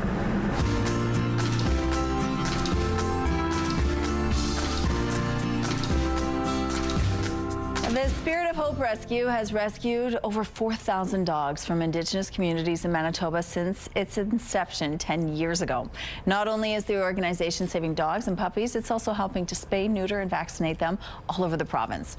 Joining us now is the Executive Director of Spirit of Hope Rescue, Kathy Mayette. Good morning, Kathy, and this is Jijo. Hi. This is Jijo, right? Jijo. Tell us a little bit about Jijo. Jijo is a 1-year-old Cocker Spaniel cross, and she was rescued with 6 of her family, her dad, her mom, and some sisters and brothers, and we got all of them in, and they were in bad shape. They were like, she's 20 pounds now, she was 16. Oh my. Really, really underweight. And she is adorable. Yeah. Oh my gosh. Tell us what inspired you to start this rescue 10 years ago. It was 14 years ago, actually, 14. January 30th this month. Okay. And I had 3 cancers. I was battling them, and I was in the hospital in isolation ward, and anyways, I was in there, and my husband brought the computer. I checked it out, and I saw all these dogs dying from northern communities, and I thought, you know what, when I survive this, I'm going to start something, and I'm going to save tons of dogs. I'm going to do spay neutering, because that's where I thought the problem was. Right. The big problem at the time, and so we did, and a little while later, I realized that it's not only spaying and neutering. We need to get them off of places, okay. Because and that's what we did. So now we do spay neuter programs, we do saving dogs, we do the feeding program, like we do a lot of stuff. It's not just a little thing of a rescue of saving dogs. Right. Okay, so how many have you rescued so far, and what kind of condition are they in when you find them? You know what, most of them aren't in the best condition. It's that's why our vet bills are over $200,000 a year. Wow. Because we get a lot of parvo. We just had one shot couple months ago, and Nugget, and she had a big hole in the side of her face. Oh my gosh. She's still alive, and we're still working with her, and she goes in, so she's a long-term foster. Okay. She, you know, until we could know that she could be adopted, but right now she goes back every month for more, you know, just it's just an ongoing thing. Okay. So we have 2 long-term in our care that we will pay for the vet bills and everything as long as if it's lifetime, it's lifetime. Okay, and Jijo was one that you just couldn't give up. So Jijo is now your dog, right? Yes, yes. Tell us why you fell in love with her so You know quickly. what, this is the breed that I loved as a kid. Yeah. And then we had him growing up, and so it was like, so when she came in with the other 5 of them, it was like, it's meant to be. I need to. And you know, we put our heart and soul into this as a foster, and when you put all your time in and you get a dog that's perfect in my eyes, then you want to adopt. And so we do, this is what we do. Okay, we get them ready for their forever homes. So you also go out and you do a lot of different things in the community to sort of mitigate this problem. Yes. What are some of the messages that you have to the public when it comes to taking care of animals? Do you mean the ones out there? Yeah, exactly. You know what, it's just got to be taught. It's got to start at the level of the kids. and to show them that, you know, these dogs are important, these dogs mean something. We have a lot of therapy dogs, we have a lot of emotional support dogs in all the dogs that come, so they're not worthless. They are worth something. Okay, so, and you have how many dogs that are up for adoption right now? We have 39 right now. Wow. And what can you tell us about them? We have ranging from 8 weeks to 8 months. Okay. And all of them are the ones that are older are house trained, kennel trained. We train them as if they were our own dogs. So we want to make sure they're good. They're good to go. And yes. so, and you also need some support from the community. What can people do to help you right now? We need fosters. We need fosters. They're the backbone of our rescue. And without them, we would be nothing. And we supply everything. We supply the food, the kennels, the dog beds, you name it. So when people donate to us and they donate dog stuff, it goes back into them. Just take a look at this face. This is what you could help support. Hi, Jijo. If you want more information, we have a link on our website. Hi, look at her toy. So cute. Community Connection is brought to you by Mr. Reuter Plumbing. Born to be a hero, trained to be a plumber. Hello there, Kara Wagland inside the Sports Center newsroom with your must-see moment from Wednesday. And for it, we are off to Buffalo, where the Sabres were hosting the Flyers. Buffalo turns the puck over in their own end. Owen Tippett gets it over to Nikita Grabenkin. He is absolutely robbed by Ukko-Pekka Luukkonen.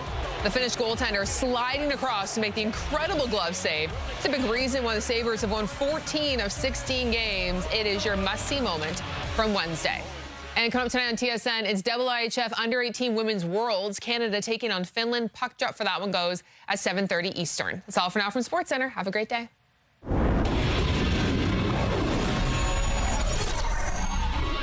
The TSN Must-See Moment is brought to you by Super Blinds and Draperies, featuring Hunter Douglas products.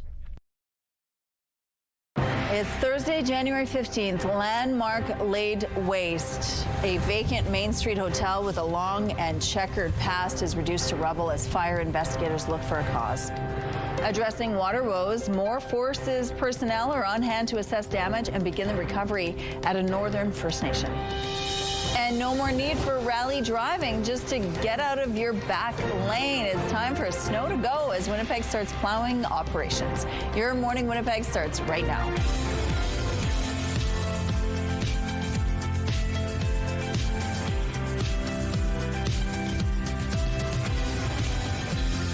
Good morning. It's 8 o'clock on your Thursday. Thank you so much for being with us here on Your Morning Winnipeg. Now, farmers, of course, deal with a lot of different issues when they're doing their job. They have to deal with weather. They have to deal with the price of commodities and what's happening. It could lead to a lot of stress and a lot of anxiety and sometimes some mental health issues as well. Well, there's a documentary that will be shown at Ag Days next week highlighting that problem and some of the needs, some of the stigmas that farmers have. They don't really like talking about some of their mental health issues. So we're going to talk a little bit more about the film itself, how it's going to be shown at Ag Days, and it's meant to reach out to farmers who might be struggling and give them some avenues to get some help.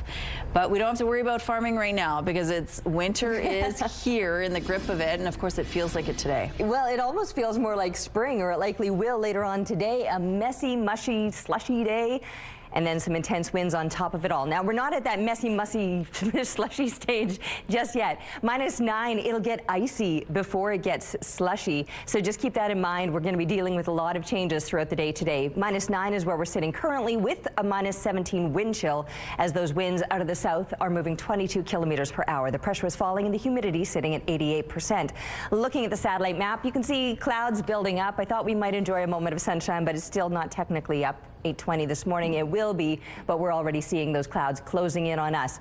With the clouds will perhaps come another round of precipitation. We'll see all of this kind of closing in on us, and that precipitation could be coming at us sideways, but we might be seeing some mixed precipitation with where these temperatures are headed. Plus digits expected all throughout southern and northwestern Manitoba. I will also mention that northwestern Manitoba is under a blowing snow advisory. The conditions throughout the day could result in near zero visibility. It will begin clearing clearing out for tomorrow across the far north, and eventually we'll deal with the heavier clouds and maybe some scattered precipitation still Friday. But by the time Saturday rolls around, we'll see the clearing conditions here in the south. But clearing comes with the colder temperatures as everything starts to slide after today. Today, though, we're still on the rise, pushing up into the plus digits around 3 degrees, then back to seasonal and dipping below as we're looking ahead to a cold weekend. I love the art that Lemmy shared with us today. We'd love to see whatever it is that you happen to be working on. Draw, color, or paint and send that picture to Winnipeg Weather at ctv.ca. The weather art of the day is brought to you by 103.1 Virgin Radio. Fire investigators are looking into the cause of a massive and stubborn Main Street blaze yesterday. The long-standing Manwin Hotel is now nothing but a pile of rubble after flames tore through the building before dawn. This building is basically lost. It's been vacant for a while. We don't know if there's anyone in it. Crews used aerial ladders and hose lines to keep the fire from spreading to neighboring buildings, including Main Street Project. Around 200 people staying at the shelter were evacuated as staff and city social service workers scrambled to find them other accommodations. The 144-year-old hotel had been vacant since last January after years of building and fire safety bylaw violations had gone unaddressed. It's always very, very unfortunate when we lose a heritage building in the city. But I think what has happened today is proof that we made the right call in shutting down the Manwin a year ago. The building suffered from numerous fire safety issues, and this could have been a much worse tragedy if there were dozens of people still living there. The Manwin is the latest building along Main Street to be razed over the past couple years. The centuries-old Sutherland Hotel burned to the ground last January, and the Bell Block building met a similar fate in March of 2023. CTV News reached out to the owner of the hotel, but was unable to reach him. More military members have now arrived at Pimicikamak Cree Nation in northern Manitoba. 3 more Canadian Armed Forces members are joining the 7 others who were already on the ground. They're helping with getting the community's water treatment plant back online and deal with lingering power concerns. The First Nations power went out in December, leading to a water system failure. More than 4,400 people have been forced out. Water is finally flowing through Calgary's repaired feeder main. This is a significant step forward. It tells us the repair is holding, the system is responding as expected, and the work is progressing safely. Crews have now turned on the first set of pumps at the Bears Paw treatment plant. More pumps will be turned on today and then again tomorrow morning. If all goes well, water restrictions could start easing by the weekend.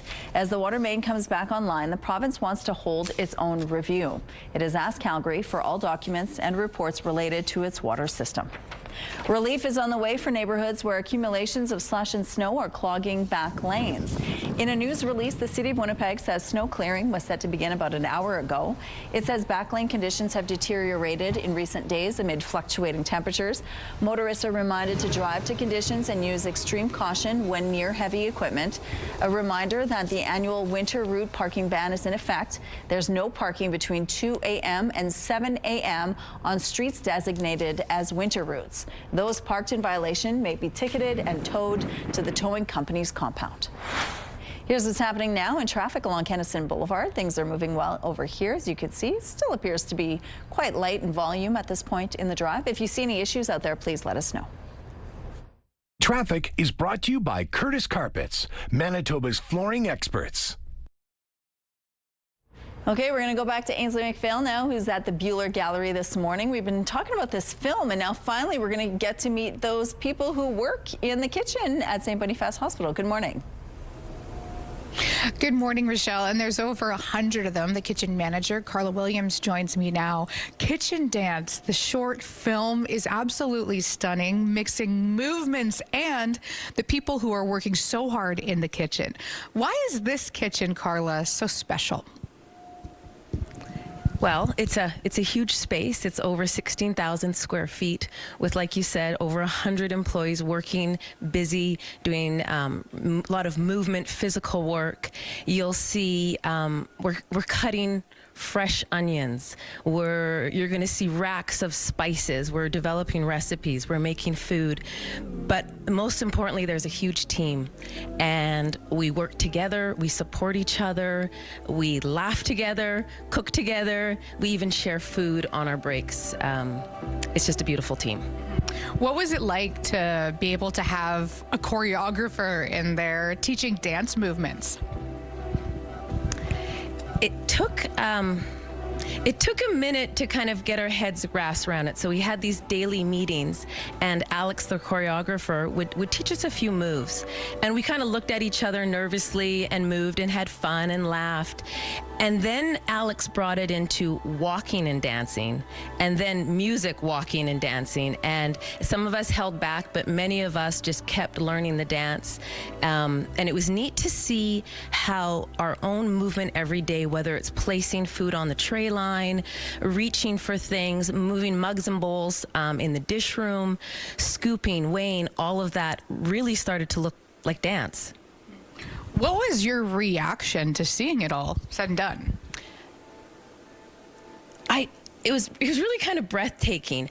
There's about partway through the film where I get actually emotional because it all comes together. You see the space, you see all the work, you see the physicalness of it, the detail in the work that the staff are doing.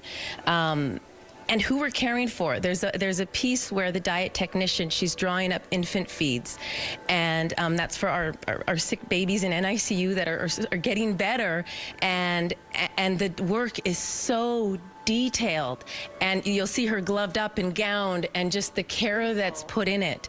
Thank you. Sorry, I wish we had more time. We're out of time. I'm so sorry. Okay, 8:38. We've got more conversations. Okay, thank you, Ainsley. 2 months after photo radar cameras were removed across Ontario, preliminary City of Ottawa data suggests fewer motorists are pumping the brakes. Here's CTV's Tyler Fleming. The cameras are gone, and it seems so is much of the slowing down. When the province introduced this camera idea, they said it was all supported by data. So where's the data to suggest that it needs to be taken down now?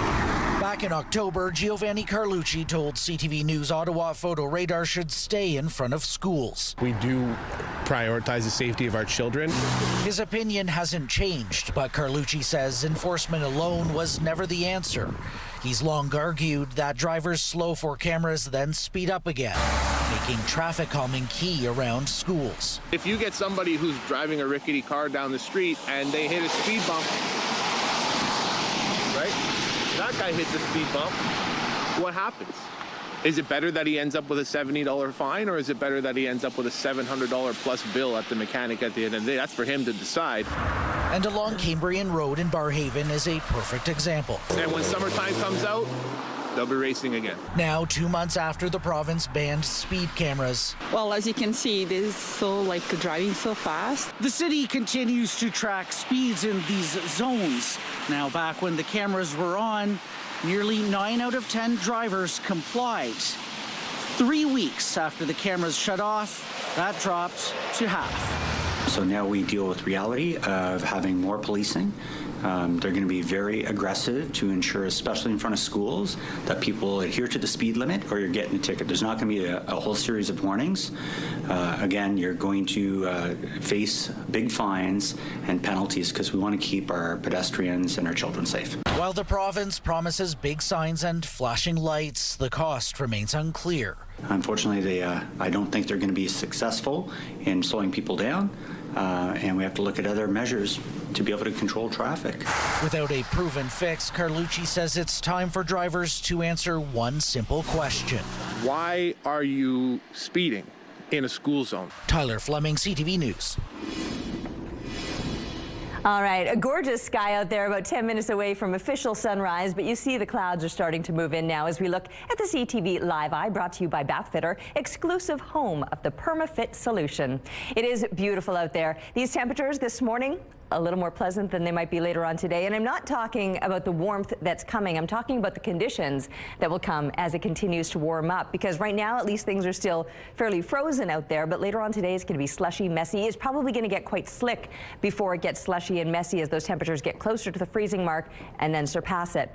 So you can see the difference between the eastern side of the province. We are well above seasonal, but still in those high minus single digits versus low minus digits or even some plus digits as we're looking along that western border with all of that warmer air coming in from the west and eventually moving into eastern Manitoba as well. So right up into northern Manitoba, you could be cracking the freezing mark today and staying a little bit below the freezing mark, but still well above seasonal in the northeast. Now, northwestern Manitoba, I will talk about the blowing snow advisory that you've got in effect. Winds will certainly be a factor as that precipitation begins, and you could be dealing with some near zero visibility. But that wind chill is not going to add too much of it. I mean, you're going to notice it, but -5 right now, that's really nothing.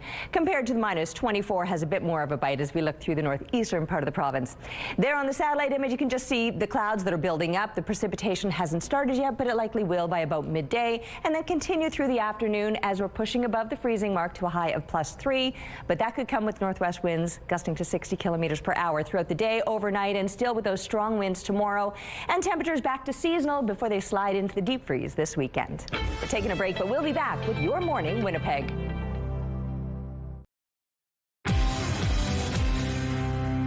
The governments of Canada and China have signed a series of cooperation agreements, including one with the goal of expanding energy trade. But there was no mention of tariffs on canola or electric vehicles, which are currently the biggest trade irritants between Canada and China. The nations pledged to set up a ministerial dialogue on energy and explore opportunities in oil, gas, nuclear, and clean technology. Also, they will allow Canadian dog food into China. Prime Minister Mark Carney is set to meet Chinese President Xi Jinping on Friday. Taiwan Semiconductor Manufacturing on Thursday announced a record capital expenditure of between $52 and $56 billion for 2026. This as it tries to ease the capacity constraint on its production facilities. About 70 to 80% of the spending will go to manufacturing equipment for cutting-edge chips, with the remainder split between chips for automotive and industrial uses and advanced packaging technologies. TSMC, which manufactures more than 90% of the world's most advanced semiconductors, projects its revenue will grow nearly 30% this year. Those are your morning business headlines. For B&M Bloomberg, I'm Roger Peterson. In agriculture, we all know somebody, right, that has sadly taken their life. You feel like, somehow we missed it.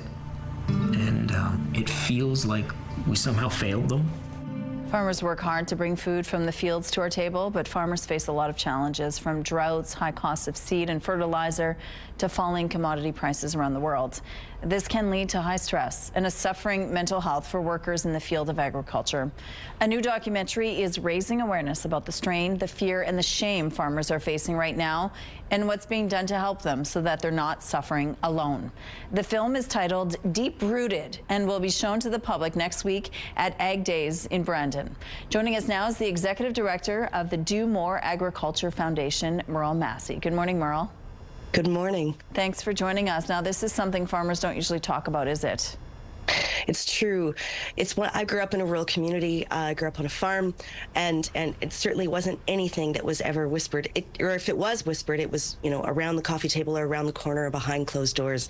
It's only in the last few years that we're starting to see the conversation come out into the open, in part because of the work of some of the entities who are coming together next week to help screen the documentary Deep Rooted. A lot of us were also involved in creating the documentary and working with the filmmakers as they moved through those very, very difficult stories. And what are farmers facing, and why do they tend to try to do it alone?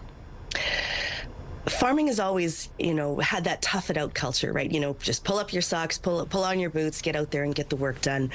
And that can push you through in a lot of ways. What it can also do, though, is that it can push you into that silence and shame, right? I can't do this alone. Something's wrong with me. I need help. This isn't a good thing. And that silence and fear and shame, what it does is that it stops people from reaching out and getting help when it could actually benefit them even more. So oftentimes, if they wait right until a crisis, it's a real problem. Right. Now, this documentary came together with the support of your foundation. Who else was involved with this project? There were a lot of people who were involved in the project. One of the things I love about this documentary is that they went around Canada and they were specifically asking for farmers who had a story around their own mental health struggles, but that had never told their story publicly. And so what we see, they allowed their stories to be told on camera for the first time. So it's very raw, it's very moving.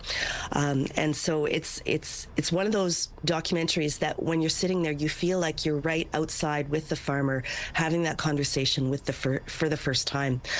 A lot of the people who are going to be with us next week for the screening, we're actually involved in the creation of the documentary, including Dr. Brianna Hagan, who's a major scientist in this area, has done a lot of research in this area.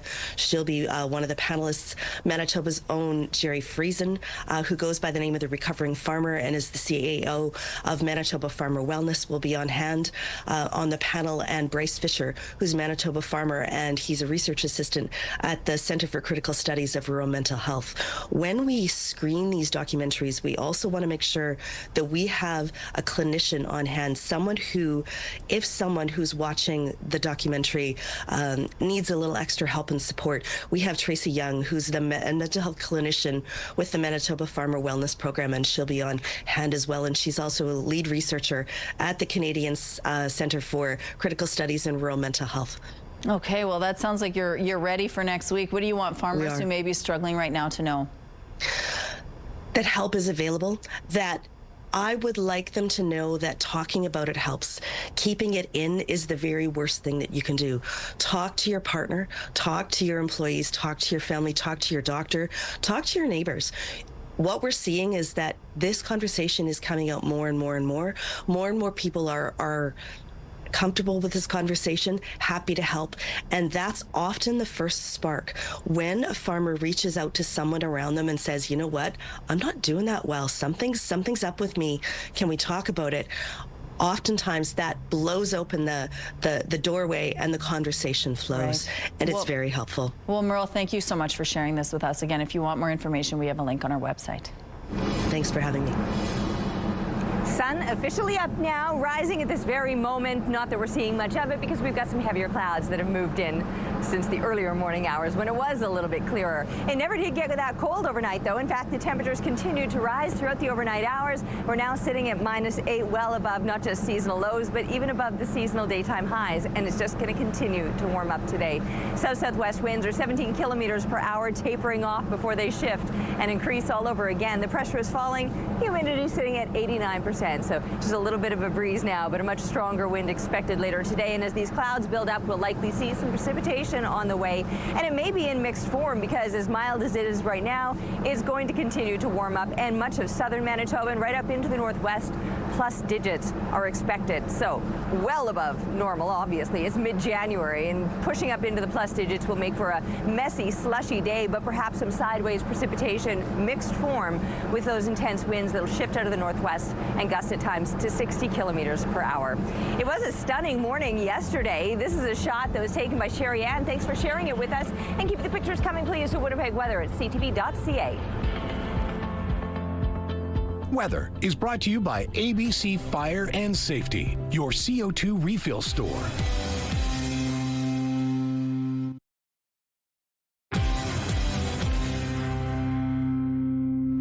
Get ready to rev your engines. It's time for your Morning Winnipeg contest. Ram Motorsports Spectacular is coming to Canada Life Centre for 2 shows on February 7th and 8th. Fans can meet the drivers and even ride in one of the trucks. Your Morning Winnipeg has a family pass for 4 to give away this week. To enter, head to the contest page on our website, ctvwinnipeg.ca. Don't forget to enter the keyword wheels. Good luck. A documentary about a Toronto boy meeting his heroes in the world of professional wrestling is creating some Oscar buzz. CTV's Carol Charles sat down with the filmmaker of Supercar Saints to find out how a story about high-end cars took a surprising turn. 911 GT3.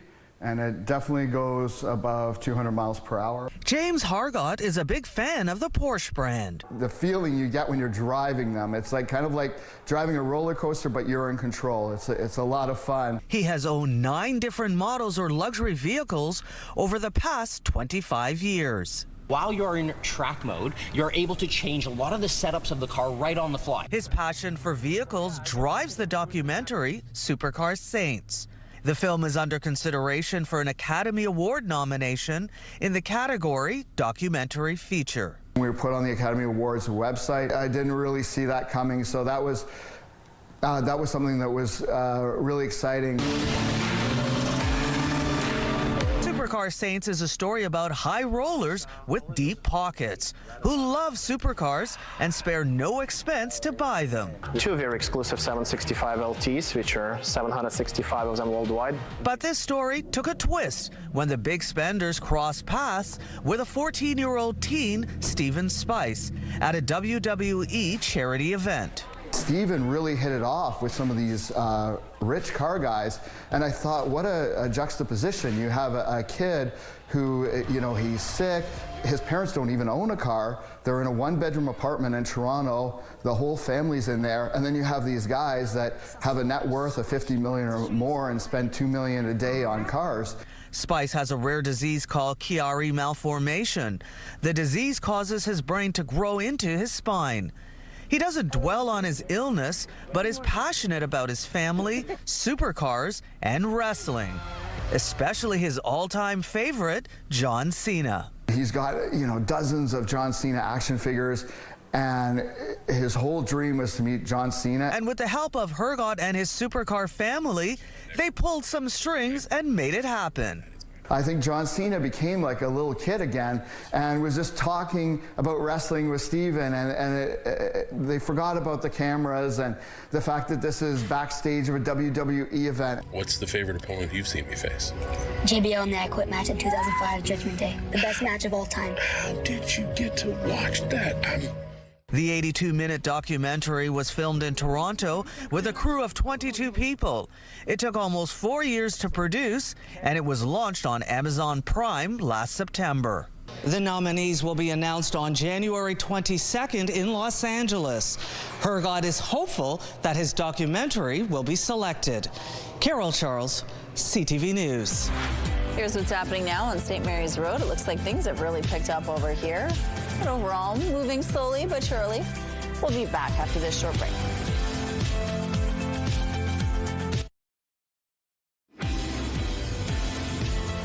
It's beautiful outside this morning, very mild at -8. That is well above not only the low temperatures, but above normal daytime highs. We got a bit of a breeze. It's out of the south-southwest, 17 kilometers per hour. The pressure falling, humidity at 89%. Looking at that sunshine just through the crack of the clouds. That was a weird way to say it. Anyway, you can see that we've got the clouds kind of closing in on us here in the southeastern side. Maybe even just starting to see a little bit of precipitation showing up for some places. And many of us around the province will be seeing some of that precipitation. And while the winds are on the lighter side right now, this is just in advance of them shifting. They were really strong last night and earlier this morning out of the southwest, but they're going to be shifting out of the northwest. So they typically taper off right ahead of that shift. And then later today, a northwest wind gusting to 50 kilometers per hour. We got to talk about that. 3 degrees, though, plus digits expected pretty much all throughout southern Manitoba, central Manitoba, and right up into the northwest. Northeastern Manitoba just a little bit cooler, but many of us will deal with these very strong winds today. In fact, northwestern Manitoba is even under a blowing snow advisory. We'll deal with those strong winds overnight as we fall to -13. A little bit of light snow continuing, or sideways snow perhaps, and that'll continue throughout tomorrow as well. We'll be looking at more seasonal temperatures for Friday. For Saturday, the sky clears out. Temperatures dropping off, though. We're sliding right on into the deep freeze, at least for a day, rebounding somewhat, but still a chilly start to next week. And these temperatures remaining just a little bit below seasonal, but it will get brighter and sunnier as we're looking ahead to the weekend. Some good news following a terrifying school bus rollover in western Manitoba. Health officials say most of the people hospitalized are heading home. The Canadian Press is reporting one patient will remain at Swan Valley Health Centre in stable condition, while 3 others who were airlifted to hospital in Winnipeg were expected to have been discharged yesterday. RCMP say 4 people suffered significant injuries when a school bus carrying 14 teenage students lost control and rolled off an icy highway while trying to pass another bus near the community of Mafeking north of Swan River. The RCMP investigation is ongoing. No word yet on whether any charges may be laid. Grocery prices have typically been only going in one direction for years, up, but you won't have to dig any deeper to pay for at least one staple, and that's milk. The province says it's freezing milk prices for all of 2026. In 2022, the regulated price of milk increased by a total of 25 cents. The government says the price dropped by 1 cent last year after a review of updated cost data and market conditions. Premier Wamkanu says the freeze will keep prices affordable for consumers while ensuring producers receive fair compensation. The City of Winnipeg is getting ready to study the potential for a new sustainable way of supplying energy to some buildings downtown. It's issued a request for proposals for a feasibility study and business case for a district thermal energy system around Graham Avenue. The idea is to use heat recovery systems or geothermal energy to create a thermal network to offset power usage. The city's RFP says a number of buildings in the area have expressed interest, such as MPI, True North Sports and Entertainment, and the Southern Chiefs Organization. The RFP closes on February 4th. A 4-person crew that ended its mission at the ISS early is back on Earth.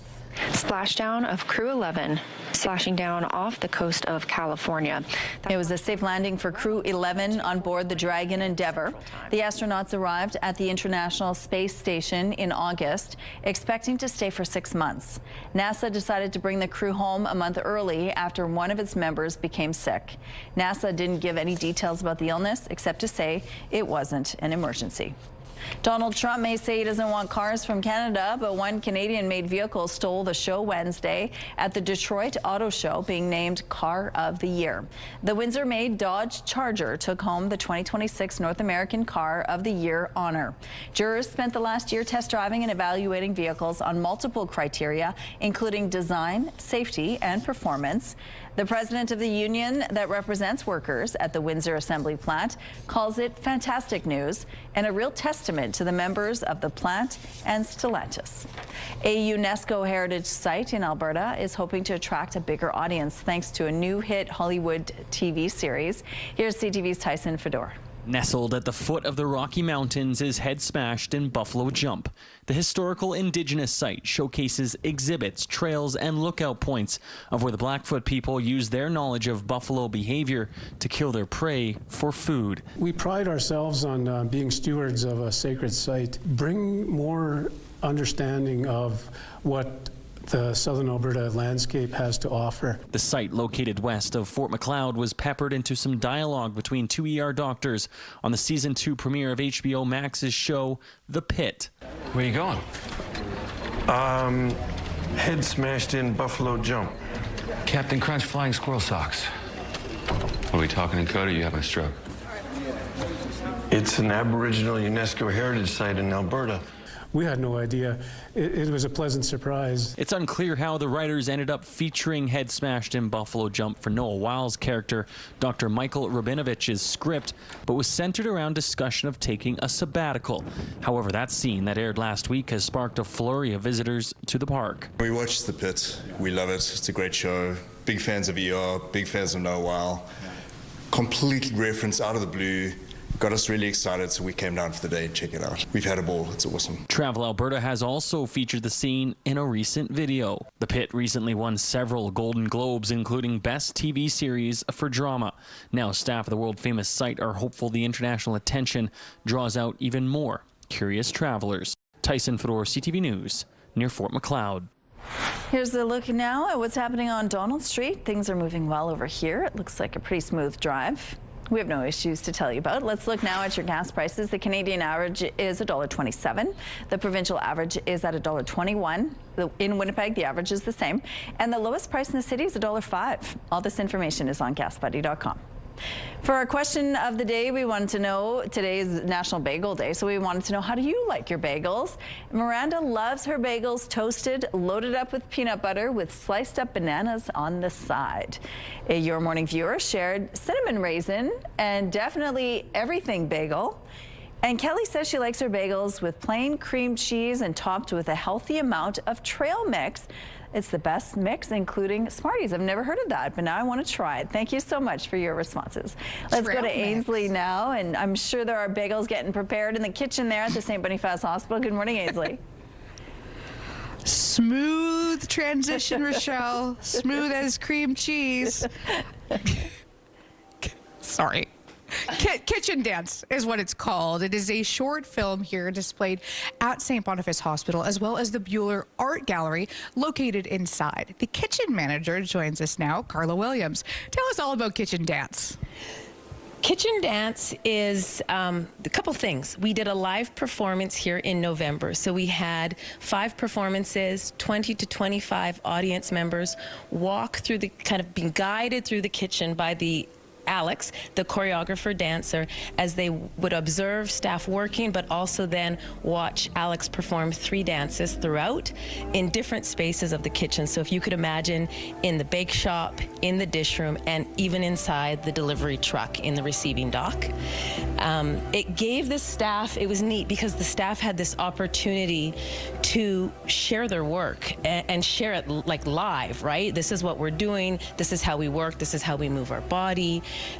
There was a piece where the staff broke away, so they're preparing meal trays, then they step away and they perform about a 2-minute dance, walking, dancing, doing 5 different gesture phases, and they walk through the kitchen to this beautiful Brazilian music, and we just kind of have fun at the end. We're laughing, we're just kind of, you know, doing our own thing. So is that because there's already dancing and fun going on in the kitchen, or was it kind of awkward getting people who are traditionally in the kitchen to dance? So two streams. There was definitely, anytime you walk into the kitchen, you're going to see laughter, joking, dancing, singing, humming, whistling, right? There's that fun happening day to day. But there was a few people that may have moved out of their comfort zone and went along with the group and did the dance. There's one woman I remember, she was about an hour into her first training session, and she joined in and danced with us and just followed the gestures, and we just had fun. Nothing says training like get in our documentary and start dancing. What a first shift that would be. Okay, Buhler Art Gallery, an awesome place for contemplation. They'll be showing this film throughout the hospital as well. You can also head to a link on our website for more details. Okay, well, thank you, Ainsley. Let's go out to the rooftop now. How's it feeling, Terry? It feels like I'm momentarily overdressed because I chose my big parka this morning, and I did this because I was going to be walking home and I thought the winds were going to be really strong, and they were first thing this morning. They've tapered off for now. So right now it's actually quite pleasant because we've got these above seasonal temperatures sitting at -8, and those winds, they're only 17 kilometers per hour. So I might be doing like the unzipped parka for my walk home today, just because momentarily, yes, it's very mild, but then those winds are going to be shifting out of the northwest later today and getting up to 50, 60 kilometers per hour. That wind will add a bite, even with the temperatures expected to be on the rise today. We're dealing with the pressure falling, the humidity sitting at 89%. The clouds, they're starting to build up as well, and we'll likely see some precipitation, maybe mixed precipitation with where these temperatures are headed, because as they push above the freezing mark, anything that might start as flurries could become more sleet or freezing rain, and then eventually changing back to the flurries overnight and through tomorrow, and we're seeing a return to the seasonal temperatures. But yes, all of southern Manitoba, parts of the northwest will be cracking the freezing mark, pushing into the plus digits today. But again, that will come with a strong north wind that'll continue overnight and throughout tomorrow when we're back to those seasonal temperatures. From there, the sky will clear, it'll get brighter for the weekend. It's going to get a whole lot colder as those temperatures drop further yet. We're taking a break, but we'll be back with Your Morning Winnipeg. Weather is brought to you by Canadian Footwear, helping you find the perfect fit.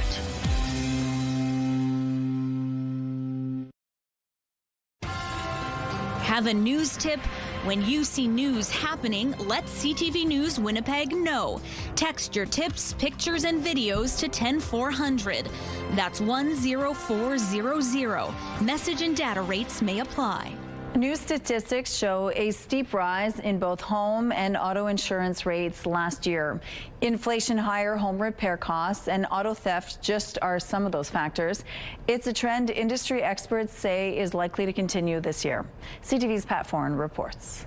Frank Cassano of Oakville is growing frustrated with his annual insurance costs. Despite having no claims on his home and auto insurance and keeping a clean driving record, his insurance goes up every year. When I got my new rate for the car insurance, I freaked out. Cassano says over the past 3 years, his home and auto insurance have almost doubled. From October 2024 to October 2025, home insurance premiums jumped 6.8% and auto insurance went up 7.3%.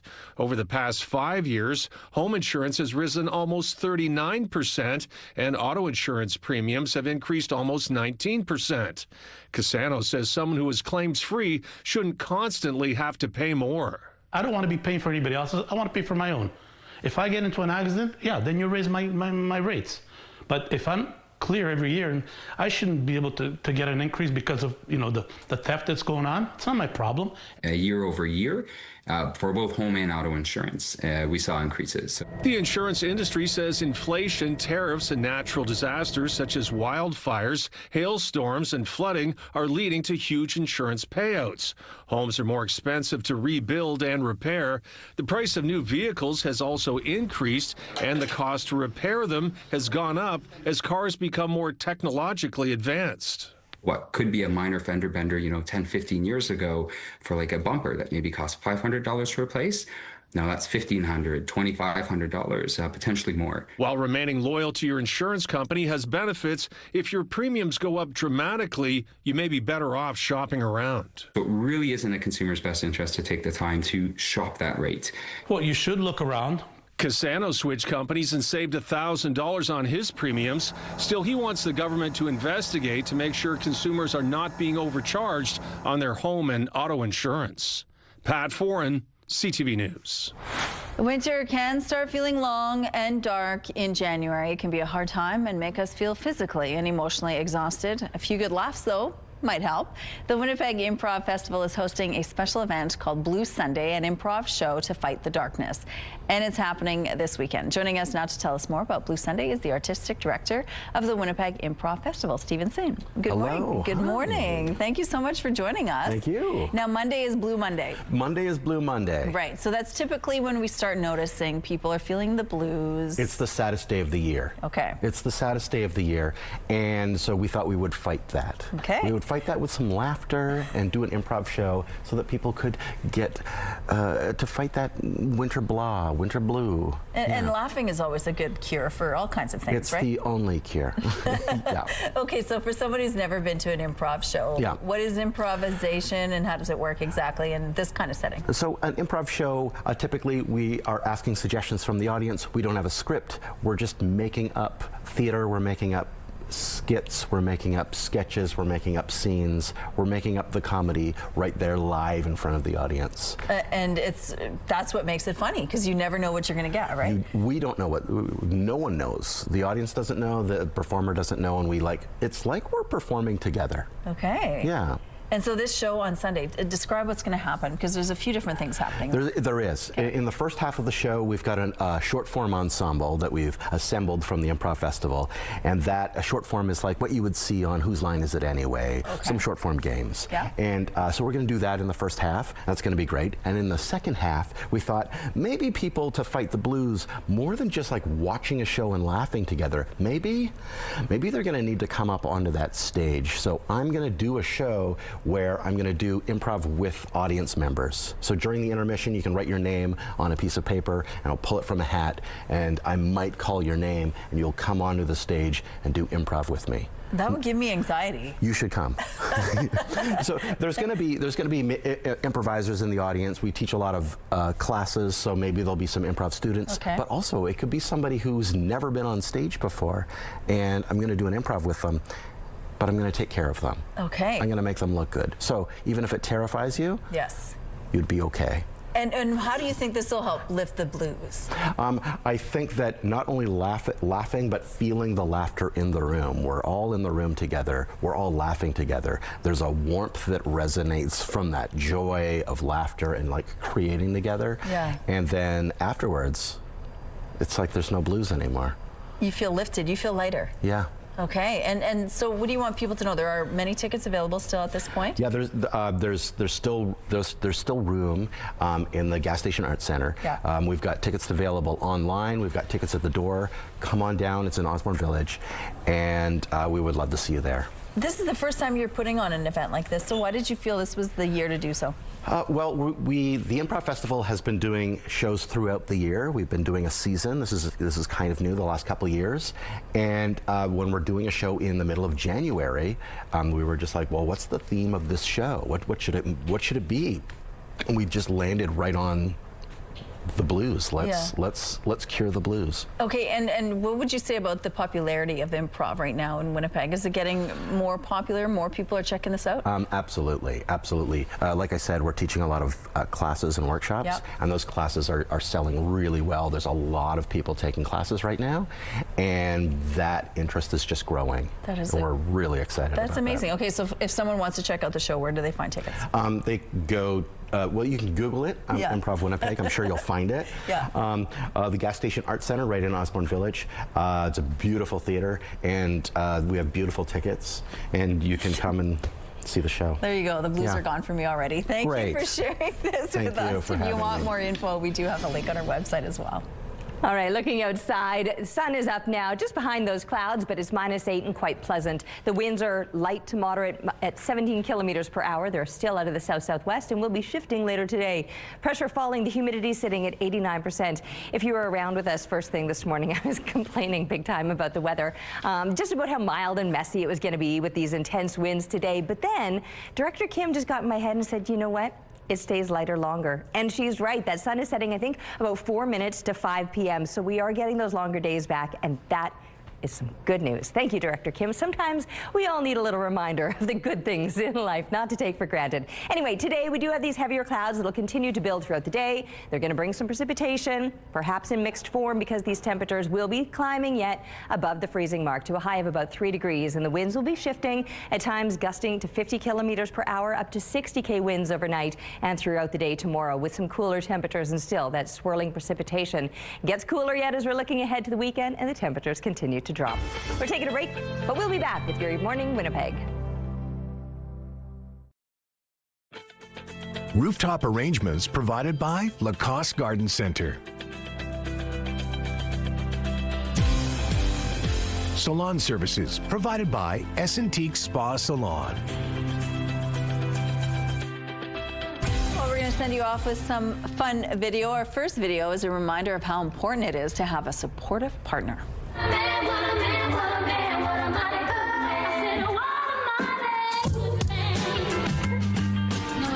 When Riley, an upcoming hairdresser, needed to practice styles on short hair, her boyfriend did not hesitate to be her model, and the looks on him did not disappoint. Looks good. Does it? I'll leave it at that. And if you don't know about drive trains, this video is just for you.